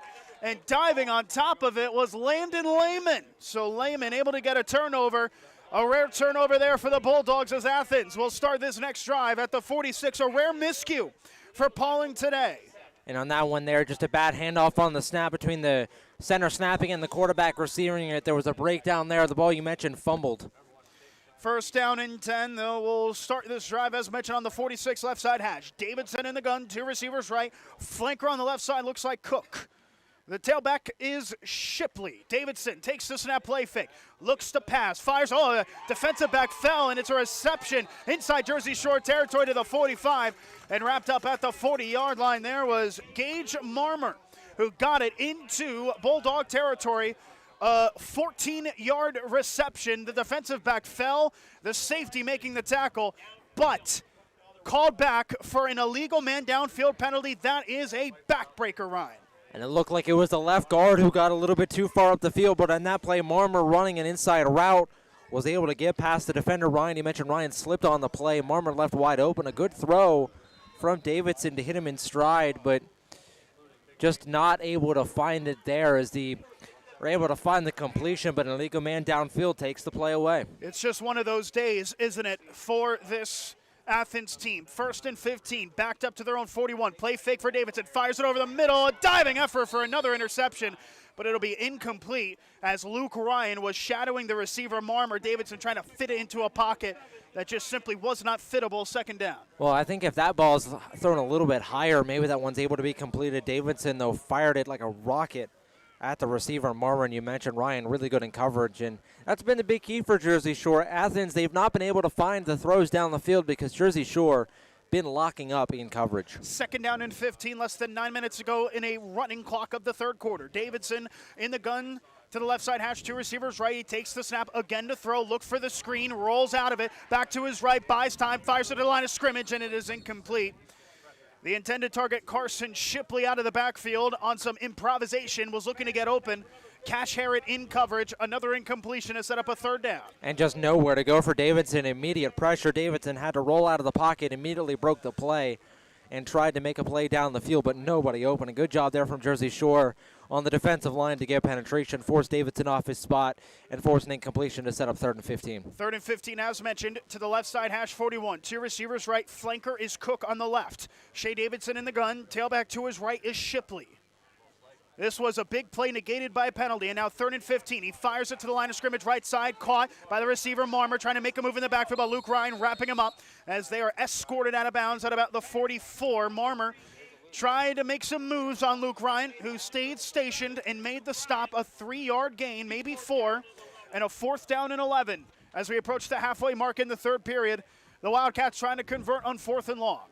And again for Athens, just nothing open down the field. I don't even know if they've had a pass over 5 yards completed in this game so far. Jersey Shore done such a good job in secondary, taking the big play away. We mentioned pregame.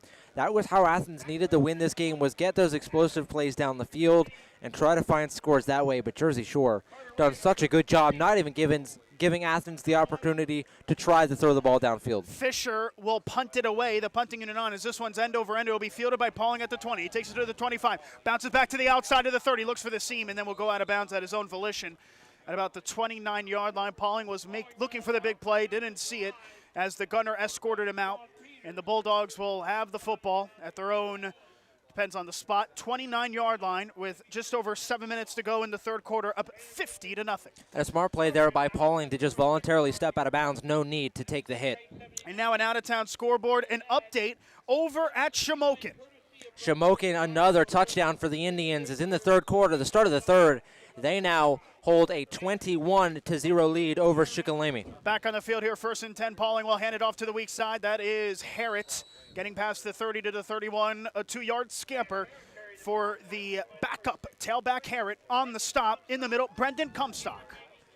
When I say Shamokin just scored, I mean they just scored. I checked the score about 2 seconds earlier. It was 14-0. You refreshed it, now it's 21-0. A 2nd down and 9 here on the field at Thompson Street. 6.5 minutes left. Pauling, quick throw to right side. Dangerous pass. It's completed at the 35-yard line. Luke Ryan on the reception, down at the 36. The tackle there made by Sipley, who read the play well. Not enough to get the interception. It'll be a 3rd down and 3. A very far throw there from Pauling, looking for Ryan on the comeback route. You mentioned it was Ryan Cook, I think. Or no, rather, it was Shipley, number 15, there to bring him down. A really good throw there from Pauling. A 3rd down and 3. Pauling in a gun takes snap. Hand it off to Seacrest weak side. Gets free to the 40. Past the 45. Beats by the safety, and he's free to the 40. 35-30. 25-20. He's gonna go! Touchdown, Jersey Shore!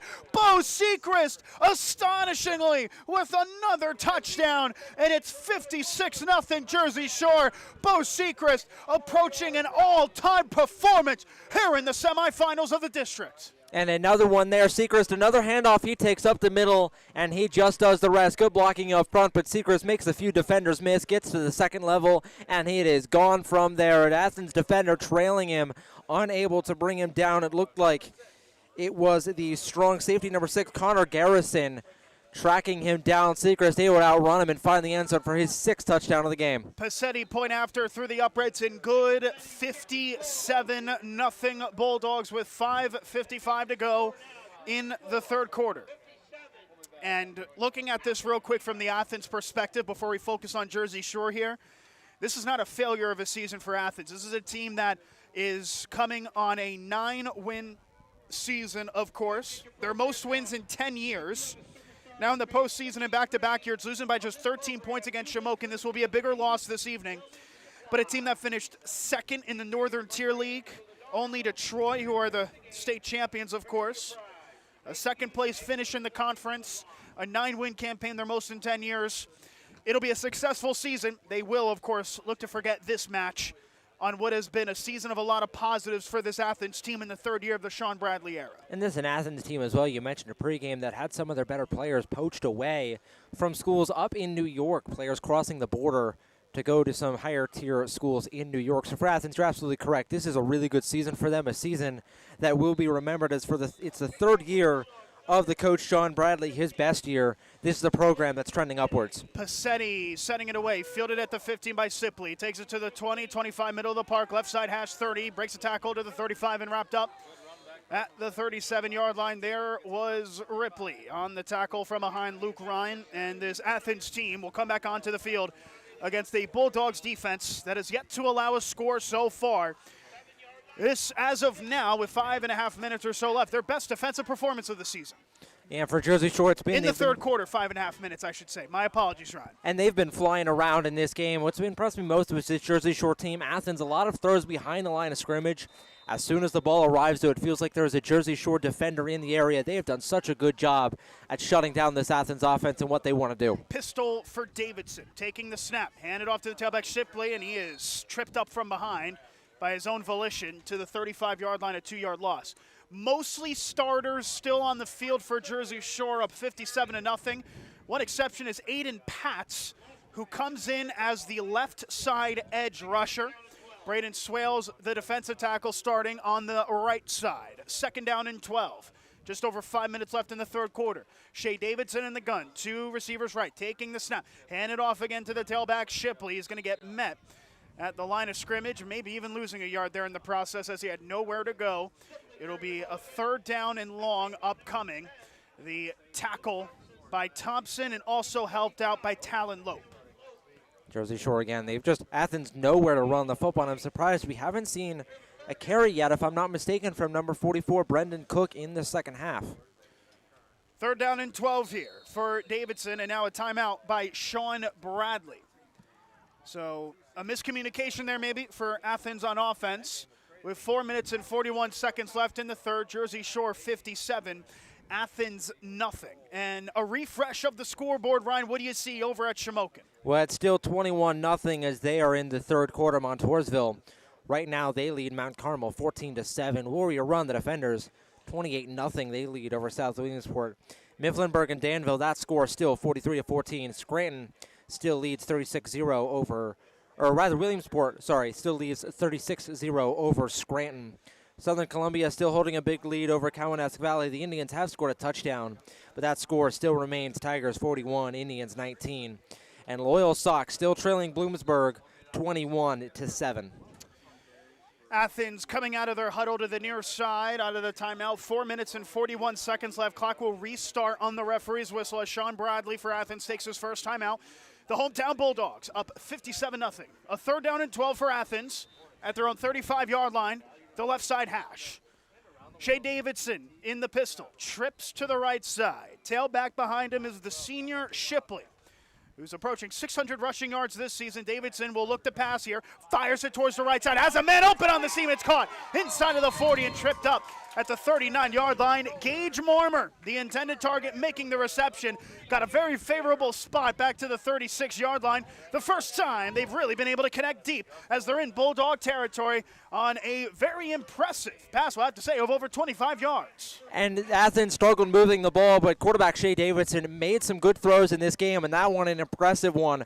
Back shoulder throw to the receiver, Gage Marmer on the sidelines. A great throw by the freshman quarterback Davidson to hit Marmer in stride for the first down. That is an impressive throw to make. First down and 10 on the right side, 36. Two receivers on the weak right side. Davidson takes the snap, handed off to Shipley, tries to bounce to the outside. Wrapped up there at the 35-yard line. Not a lot of room to run there, as looked like Sechrist was there to quickly wrap him up on what turns into a gain of maybe one. And it should be noted, Shea Davidson does look like a quarterback of the future. His older brother, Connor Davidson, suspended for this game. The junior will have 1 year of eligibility left after this year, but after which, this is Shea Davidson's team, it seems. And Davidson, a true freshman again. You know, you want to see him make some impressive throws in this game, and he's made a few.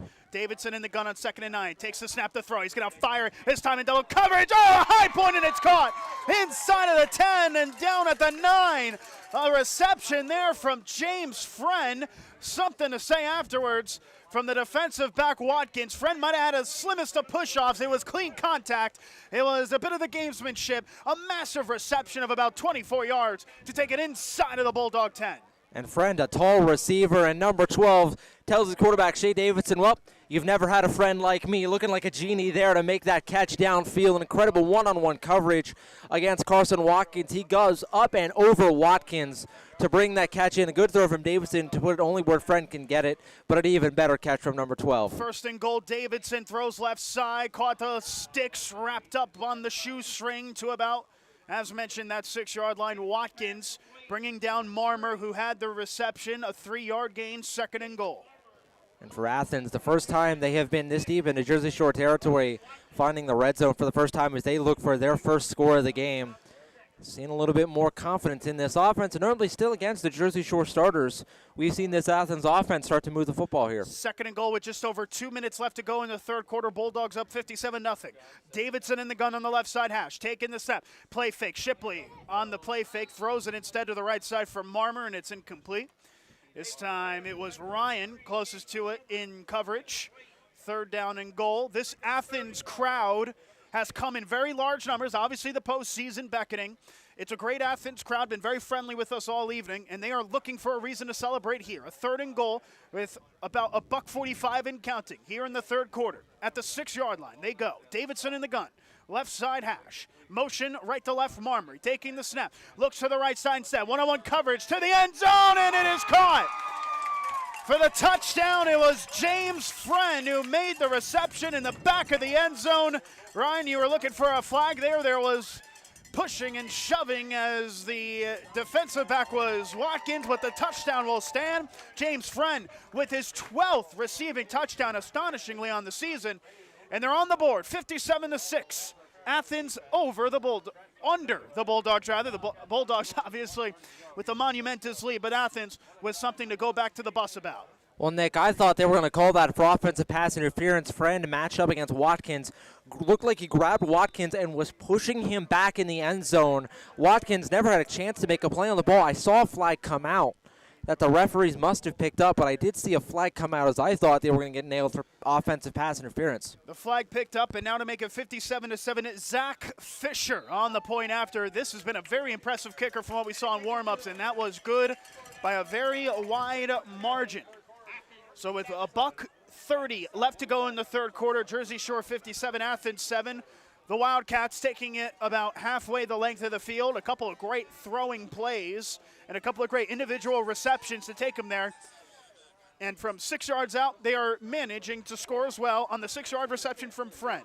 And a really good drive there from Athens. They were able to find the passes deep down the field. They had a few deep shots, a couple passes there to James Friend, the second one for the touchdown, but also an impressive catch by Gage Marmer on the sidelines.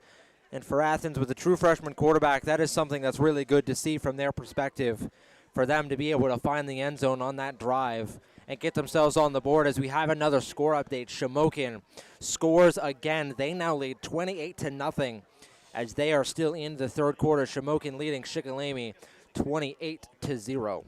And with it in the third quarter up 4 possessions, that might be all she wrote over at Shamokin. As of now, Jersey Shore will travel to Shamokin for a rematch of the District 4 Championship, a rematch that ended in controversial fashion last year with a missed extra point off of what was a, let's be honest, very clear offsides on Shamokin that inflicted on it. It turned into a passing play that wasn't able to be connected. That turned into a win for Shamokin in a district championship. The rematch is about a quarter and change away, unless one of these teams make the difference. The Bulldogs lining up for an onside kick. Zach Fisher standing over it. The flag was on Jersey Shore, so it's backed up to the 45-yard line of the Bulldogs. This one will be sent away towards the back of the end zone for a touchback. The Bulldogs were ready for the onside, but Fisher sending it to the back of the end zone instead. And I think you mentioned that game last year between Jersey Shore and Shamokin. Well, they had a close game this year as well, a game that went to overtime that Shamokin won 43-42, and what was a thriller of a game. And I'm sure, Nick, even Bulldogs fans would tell you that's the matchup they want as well. They want to get their get back in the district championships against Shamokin. And right now, it's felt like all season these are two juggernauts that have been on collision course with each other. Of course, we were at Shamokin this year already. Double overtime loss, as you mentioned, Ryan, and a heartbreaking defeat. The Bulldogs a quarter and change away from facing them again as they'll hand it off first play from scrimmage. Hand off to the tailback. Gets it to the line of scrimmage, not much else. That was the tailback Harrett getting met at the line of scrimmage for no gain. A second down and 10 upcoming with 1 minute left to play. Time for 2 more plays at least here in this third quarter. Held up a bit quicker due to, of course, the running clock. Twin tailbacks had 2 receivers, right, 1 left. Pauling in the gun, takes snap. They'll hand it off to Seacrest on the outside. This time he gets met in the backfield. This will be a loss on a suplex tackle from Brady Flynn, the linebacker committed to Seacrest there, and met him in the backfield for what will be a loss of 2. And as of now, with the play clock and game clock, they could hypothetically run this clock out into the fourth quarter, but the Bulldogs might try to run 1 more play instead. A 1-second differential, 27 seconds and counting, between the game clock and the play clock. Well, it certainly looks like Jersey Shore in no hurry to get this snap off. A lot of guys standing around, hands on hips. It looks like they might try to take this to the fourth quarter. The Bulldogs into their setup, but as you mentioned, Ryan, hands on knees, and they will go into the fourth quarter with the scoreline of Jersey Shore 57 and Athens 7. You're tuned in to Jersey Shore football on the Bear Country Sports Network.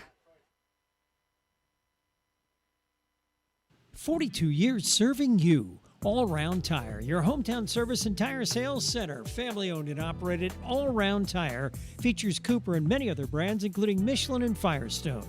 Make us your first choice, not only for passenger, light truck, farm, and ag tires, but also for service, brakes, exhaust, belts, and hoses. We offer the only vulcanized flat repairs in the area. PA State Inspection 2, open weekdays 8 till 5, Saturday till noon.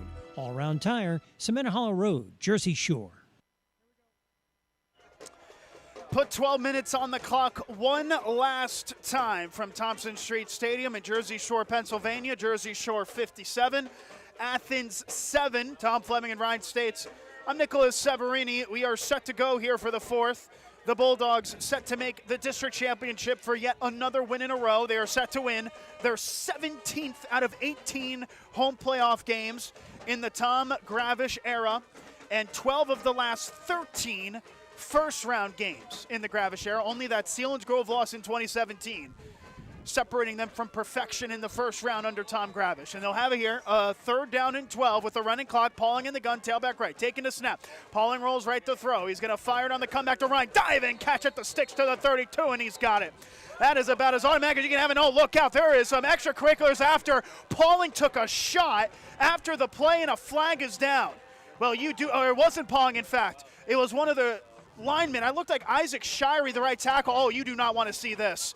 You do not want to see this. The right tackle, I believe was Shirey, is limping a bit off of the field after something that took place after the play. You do not want a game to end like this. Yeah, Nick, I didn't see what happened, but it looked like an Athens player escorted off of the field. Jersey Shore player, that is. Well, also an Athens player walked off by a referee. It was number 67, Chase Wren, who was literally walked off the field. The referee grabbed him by a shoulder pad and walked him off the field. Wren did not see what happened on the play, but Wren on the sidelines with his helmet off, and they may be talking about an ejection here. Well, I just saw, well, you don't want to see this. I don't want to actually see, I'm not going to describe what I just saw. That is, in the end, just a young man that made, let's be honest, a pretty silly mistake. We are not going to describe the hand signal that he had just made, but it looked like, based off of what he had given, that he took a couple blows at one of the Jersey Shore offensive linemen, as it looks like this is going to lead to a conference from the officials as they'll look to settle things down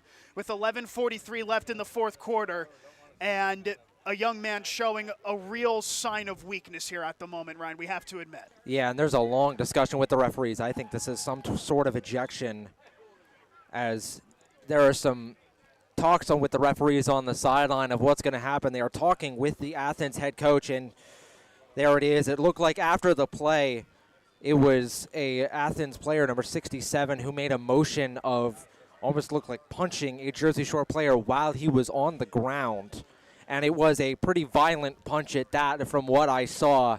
We mentioned the quarterback earlier on in the broadcast. We mentioned their normal starting quarterback, Connor Davidson, out for being within a fight as well. This is going to be one that's, again, it's number 67, who is almost certainly going to be ejected from the game. This is not a good look to see, and I am sure that is going to be a clip that gets resurfaced. And I just want to remind the folks tuning in that at the end of the day, these are kids playing a kid's game, and kids can make stupid decisions sometimes. I'll say that as an educator, that they do that, and that is exactly what that was. And you know, we hope that there isn't an injury as a result of that.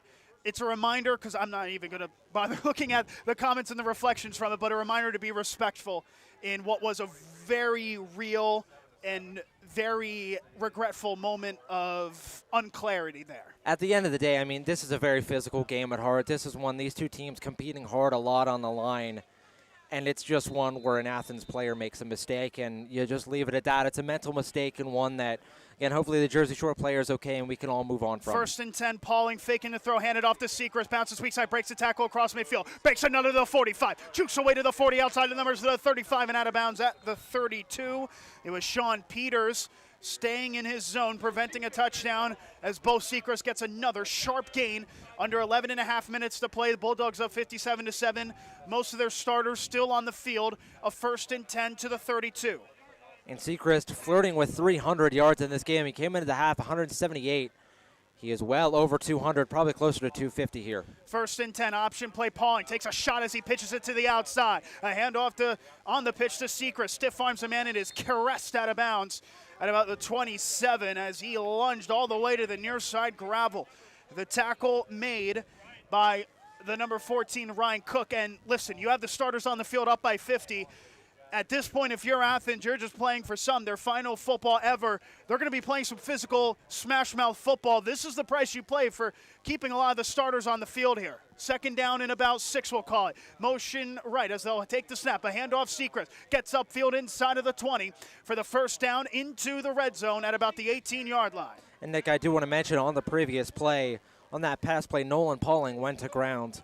And it was number 44, an Athens player, Brendan Cook Brendan Cook helping the quarterback off the ground, especially after some of the extracurriculars on the previous play. It's good to see an Athens player extend an olive branch to the Jersey Shore quarterback and settle things back down. That's really cool to see from Brendan Cook. Brendan Cook playing hard. It's 1st and 10, a throw to the left side. It's received by Reinhardt inside the 15, to the 10, to the 5, towards the end zone. On the far side pylon, he's stopped at the 1. A 16-yard reception for Reinhardt on the curl. And the Bulldogs will have goal to go with less than 10 minutes to go in the fourth quarter, up 57-7. The starter's still on the field. They want to score. And a good play there by Reinhardt. Reinhardt on the comeback route makes the catch, makes an Athens defender miss, has nearly found the goal line. He was about an inch short. A first down and goal at the 1 for Pauling. He takes the snap, handoff, Harry bounces back upfield, and he waltzes into the end zone. It is a Jersey Shore touchdown. For the 3rd game this season, they have reached the 60 mark and lead 63-7 with the point after pending. And their highest scoring game of the season was that 67-40 shootout against Williamsport. Jersey Shore flirting with 70 points here in this game. This to make it 64-7 on the point after. You mentioned that Williamsport game, a game in which they conceded 40 points as the point after splits the uprights. There was obviously a lot of scoring on the Williamsport side, and I think that's something you want to see Jersey Shore adjust to as they begin to set their reserves on the field, is preventing Athens from getting in the end zone again. And now for Athens, what do we see from this Wildcats offense? They found their first score of the game on their last offensive possession. Interested to see if they're able to find another score here, and for Jersey Shore. Again, in those games in previous where we've seen the Shore backups come in, it has always been the defensive second unit that has come in first. Interested to see if we see any backups come in for Jersey Shore on this next drive.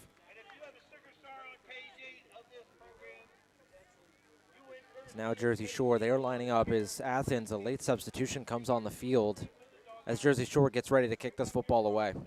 Getting ready to go here once again with a 64-7 scoreline, and I'm not going to lie, Ryan, that scoreline has broke our scoreboard. The scoreboard on the screens currently is not showing the 64. It's a bit of a unique setup here that we have because of that. We will look to adjust that when we can. We apologize there for some of the miscommunications as we look to get the 64 marker back on. That just shows the unprecedented type of performance that Jersey Shore is having in this game, as this one is sent away, a line drive kick that bounces inside the 20 to the 10 and will be fielded at the 8-yard line, takes it to the 10, tries to bounce over to the middle, and he'll get wrapped up inside of the 15 to about the 13. There is Sipley. As Ryan states, continues to adjust the scoreboard. Let's see if it works. And it does, except it says 66-7, even though on our side it says 64-7. Well, we'll continue to mess it around a little bit. And there you go, 64-7. Ryan states a great job on the scoreboard as always, but not as good, of course, as what Jersey Shore has done on the field to get those 64 points. Very smooth operation there, Ryan, if I do say so myself. Yeah, I think the score was on the scoreboard. It was just super tiny. So, because I saw a little bit of something there, I think it just shrunk the 64 down. Shea Davidson in the pistol. 2 receivers left. He'll take the snap. Hand it off to the right side. Shipley with some space tries to cut it to the outside of the numbers, but the Bulldogs able to corral him to the grass quite quickly, as he'll only get back to the line of scrimmage. Luke Thompson, the starting edge rusher, there to bring him down. I'm getting a glimpse now at some of the changes. There are some defensive changes. Dalton Rerig is one of them at safety, but a lot of starters still on the field. 2nd and 10, 8.5 minutes left in the ballgame. Davidson taking the shotgun, dumps it off to Shipley in the backfield. At the 10, he's going to get wrapped up. That's going to be a loss. All the way back to about the 9-yard line, a 5-yard loss as Shipley couldn't get it upfield.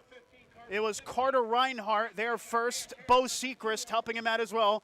And you can recognize those names. A lot of starters still out on the field here. And on that play, they are designed running back screen to Shipley. Shipley just nowhere to go. Jersey Shore got in the backfield in a hurry and brought him to the ground. As we approach 2 hours of game time, the Bulldogs set to advance to the district championship, most likely taking on Shamokin, up 64-7. Athens with possession.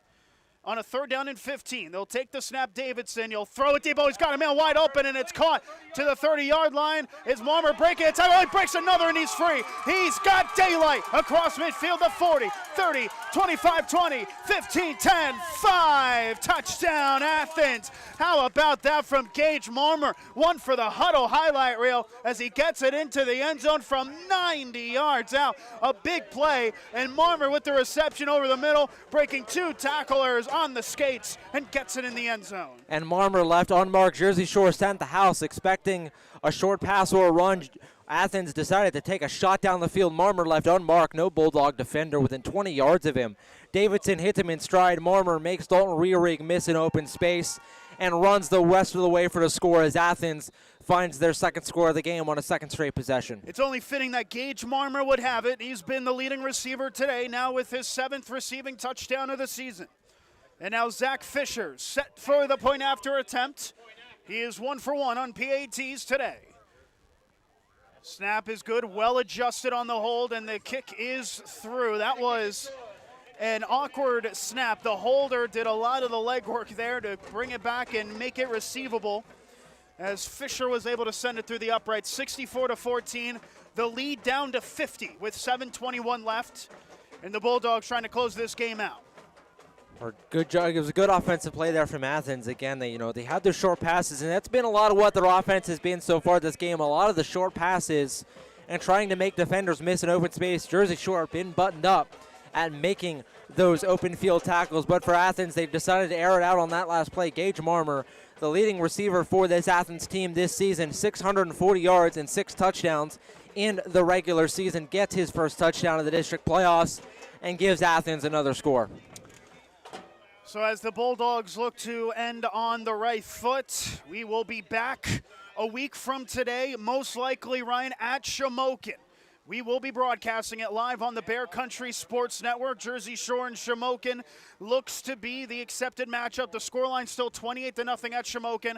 The rematch of the district championship from last season, you can catch it live on the Bear. It was a very highly anticipated match, a rematch from the last district championship and a rematch from a double overtime thriller this season. They've had 2 games. In the last 2 games, they have been decided by 2 points, if I'm not mistaken, either 2 or 3 points. Those 2 teams about as evenly matched as they can be, and it will be a showcase next week. Normal kick return unit for Fisher as he sends this one away.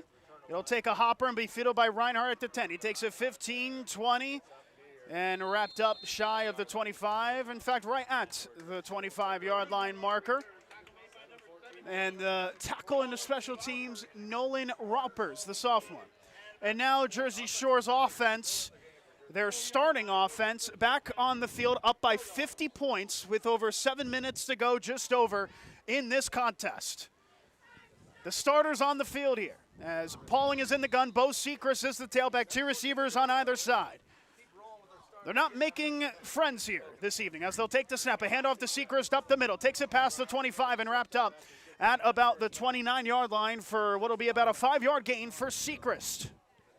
And you just hope for Jersey Shore with the starters still staying on the field. They are looking to close this game out with the unit that has gotten them to this point. It is, can confirm, their starting offensive line 2 on 2nd down and 4. Pauling in the gun takes the snap, dumps it off to the right side. It's caught by Ryan to the 30, gets outside the numbers to the 35, to the 40, and he's wrapped up out of bounds at the 46-yard line. The stop there made by Carson Sipley all the way towards the near side, right where we are in the broadcast booth with Ryan Cook assisting. 1st down and 10, moving the chains on a 22-yard reception. Trips left, 1 right. Pauling taking the snap, handed off to Harrett this time. He gets to the line of scrimmage and maybe a yard more to the 46-yard line. Quickly upended there from Brandon Comstock. And that's a good defensive stop there for Athens, but for Jersey Shore, they are just using their offense to run the clock down in what will likely be, if Jersey Shore can continue to move the football, maybe the last possession of the game. 2nd and 10 with 6 minutes to play. Trips left, 1 right. Pauling in the gun to pass. He rolls out to his left, buys some time with his feet, throws it over the middle. He's got a man wide open to the 40. It's caught. 35. Breaks the tackle. It's air to the 30. 25-20. 15-10. 5. Touchdown, Jersey Shore. It was Nolan Pauling making the moves in the backfield, and Carter Reinhardt gets the touchdown. It is now the most points that Jersey Shore have had in a game this season. It is 70-14. The extra point to come as Carter Reinhardt got the big score, a 54-yard receiving touchdown. And Reinhardt in the season, 205 yards and 2 touchdowns in the regular season. Jersey Shore not yet calling the Dogs off in this game as they eclipse the 70 mark. The point after attempt through the uprights and good for Jaden Passetti to make it 71-14. And frankly, that is all the analysis that I can have, Ryan, whilst, well, I guess I should just keep it tight-lipped at this point, 71-14 after the 54-yard receiving touchdown. Jersey Shore's first-team offense out on the field, up by 50 points, getting the touchdown. Yeah, and that's the question, right, is do you roll with the guys that got you to this point, right? Jersey Shore, this offense is the reason why, this first unit is the reason why they have this big a lead in the game, but this is certainly a time where you would expect to see the backups come in and Jersey Shore call the Dogs off, not even, just to not run the score up, but also you want to avoid the chance of an injury in a game like this as well, especially when you're playing on grass and, if there's a divot in that grass somewhere and somebody slips, you want to try to avoid disaster as much as possible. So I understand the notion of wanting to roll with the guys that got you to this point, but I think you've done enough. You've won this game, put the second unit in, and just walk out with your win. Jaden Passetti will send it away from his own 40-yard line, or will be a hopper on the kick. It gets by the return man, might have touched it, bounces all the way to the 3. He's going to return it and then take a knee in the end zone. That might be a safety. That might be a safety, and it is. A safety there as the returner looked like he had touched it at the 3, tried to back up to the end zone, and it'll be a safety to make it 73-14 Jersey Shore as that one just went through the breadbasket. Yeah, that one there, he touched it. He kind of panicked a bit. The ball went right through his hands. He was hoping to maybe get away with one there. Maybe the ref didn't see that he touched the ball. He made contact with it, knee it down in the end zone, and get the touchback, but because that ball went through his hands, it ends up being a safety and will just add another 2 points to this score. And for Jersey Shore now, especially because you're going to get the offensive ball back, this is going to be what is likely the last drive of the game. I think now is when you put the backups in, get Hayden Kelly, get some of these guys that don't get snaps, give them a chance to get a snap in a district playoff game, and just take your victory. This will be a free kick, second safety that Athens conceded in the game. 73-14 is now the scoreline. It's the most points that Jersey Shore has conceded in a game this season. And I'll have to be frank, if I see the starters out on the field, I don't think I can keep silent my opinions on that fact. Yeah, I mean, again, it's one where I understand you keep with the unit that got you here, and I do understand that notion, I really do. But yeah, I mean, it's 73-14. This game has been well decided, and not even for the sportsmanship part of it, but just as well, just to make sure that nothing unfortunate happens with any of your starters. You want to avoid disaster as much as you can and prevent it as much as you can. Back at the 20-yard line, this one will be sent away, 2 back deep to return, and it will be received at about the 31. He takes it to the 35, is Carson Watkins, stiff-arming a man and out of bounds at the 40. And so Jersey Shore with the ball down to the 41-yard line after the return from Watkins. And now we await the Bulldogs offense back out onto the field with 5:38 left to play. And we'll see what offense comes onto the field, Ryan, as we get the play calls to the far side. And a lot of the starters are still on the field. But Cash Nolan Pauling is not. Nolan Pauling is not. Cash Harrett, the starting twin tailback, is in the Wildcat.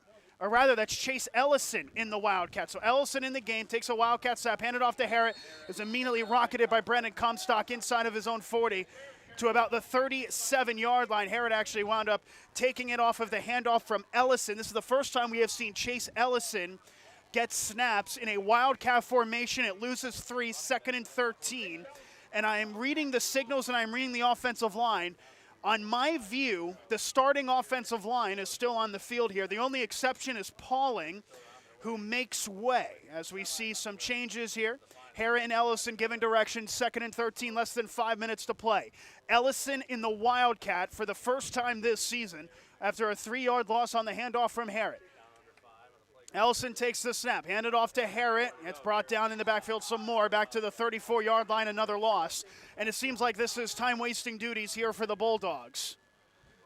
Yeah, keeping the starters on the field, but just 2 straight runs up the middle, going in the Wildcat. Expect a third run up the middle, and then maybe just to punt it away as they try to chew as much clock as they can. Another 3-yard loss to set up a 3rd down and 17 with just over 4 minutes to play here at Thompson Street Stadium. The Bulldogs with their starting unit, with the exception of quarterback Nolan Pauling, who is out, for Chase Ellison, who's in the Wildcat. Ellison in the Wildcat shotgun. He will take the shotgun at his own 30. The ball's at the 35. He has 8 to snap. He'll get it off. Ellison takes it himself to the weak side, gets outside of the numbers and out of bounds at about the 37-yard line. That'll bring up a 4th down and long, a 2-yard gain.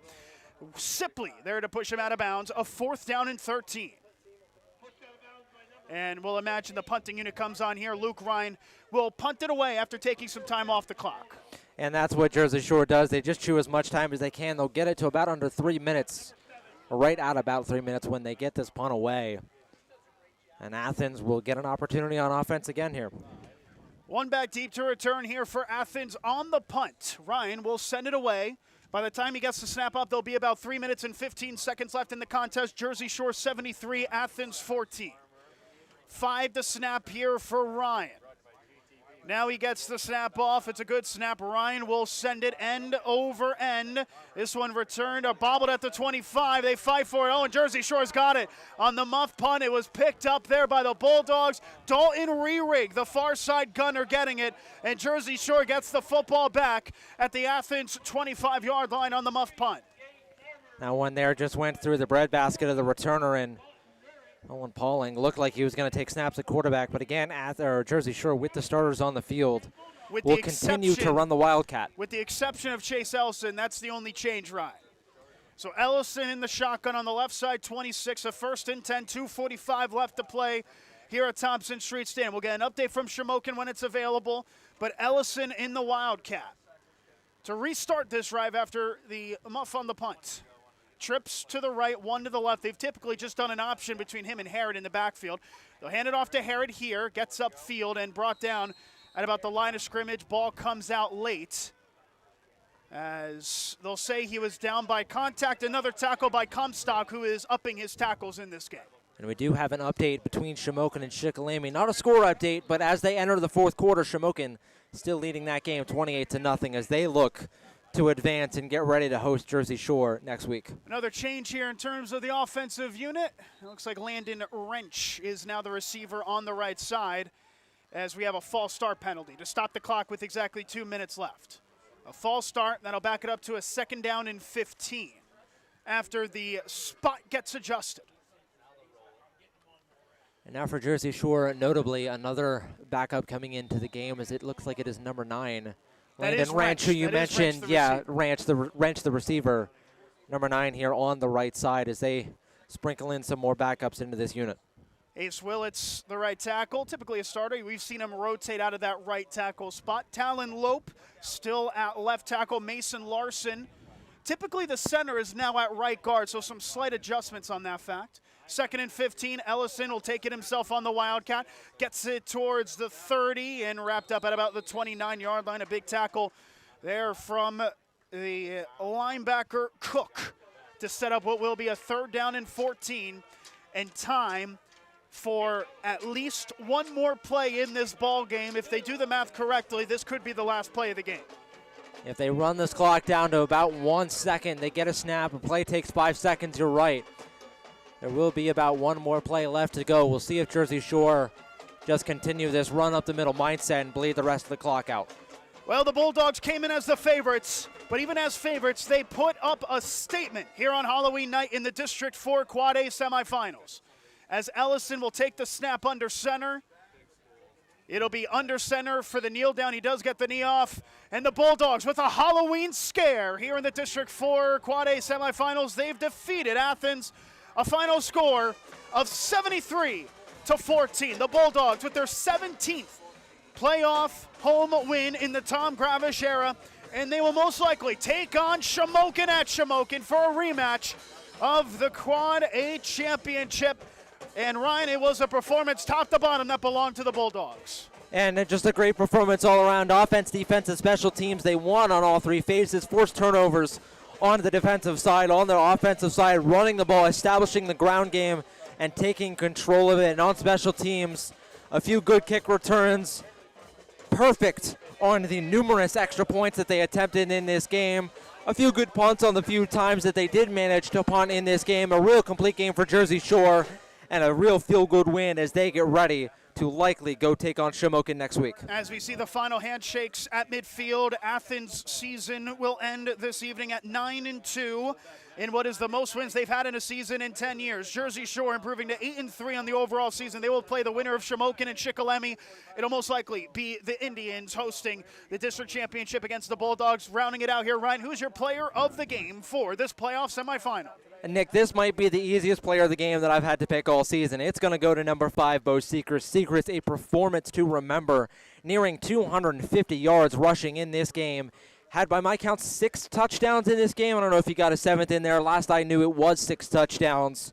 A real complete game from this Jersey Shore offense, and Bo Sechrist was the one who baked the bread for this team. And with that, that is going to wrap things up. A reminder to tune in a Friday from today. Jersey Shore competing in the district championships. You'll have that live on the Bear Country Sports Network. But until then, for executive producer Dave Stratton, our director Tom Fleming, and color commentator Ryan States, I'm Nicolas Severini saying so long from Jersey Shore. Your final score, Jersey Shore 73.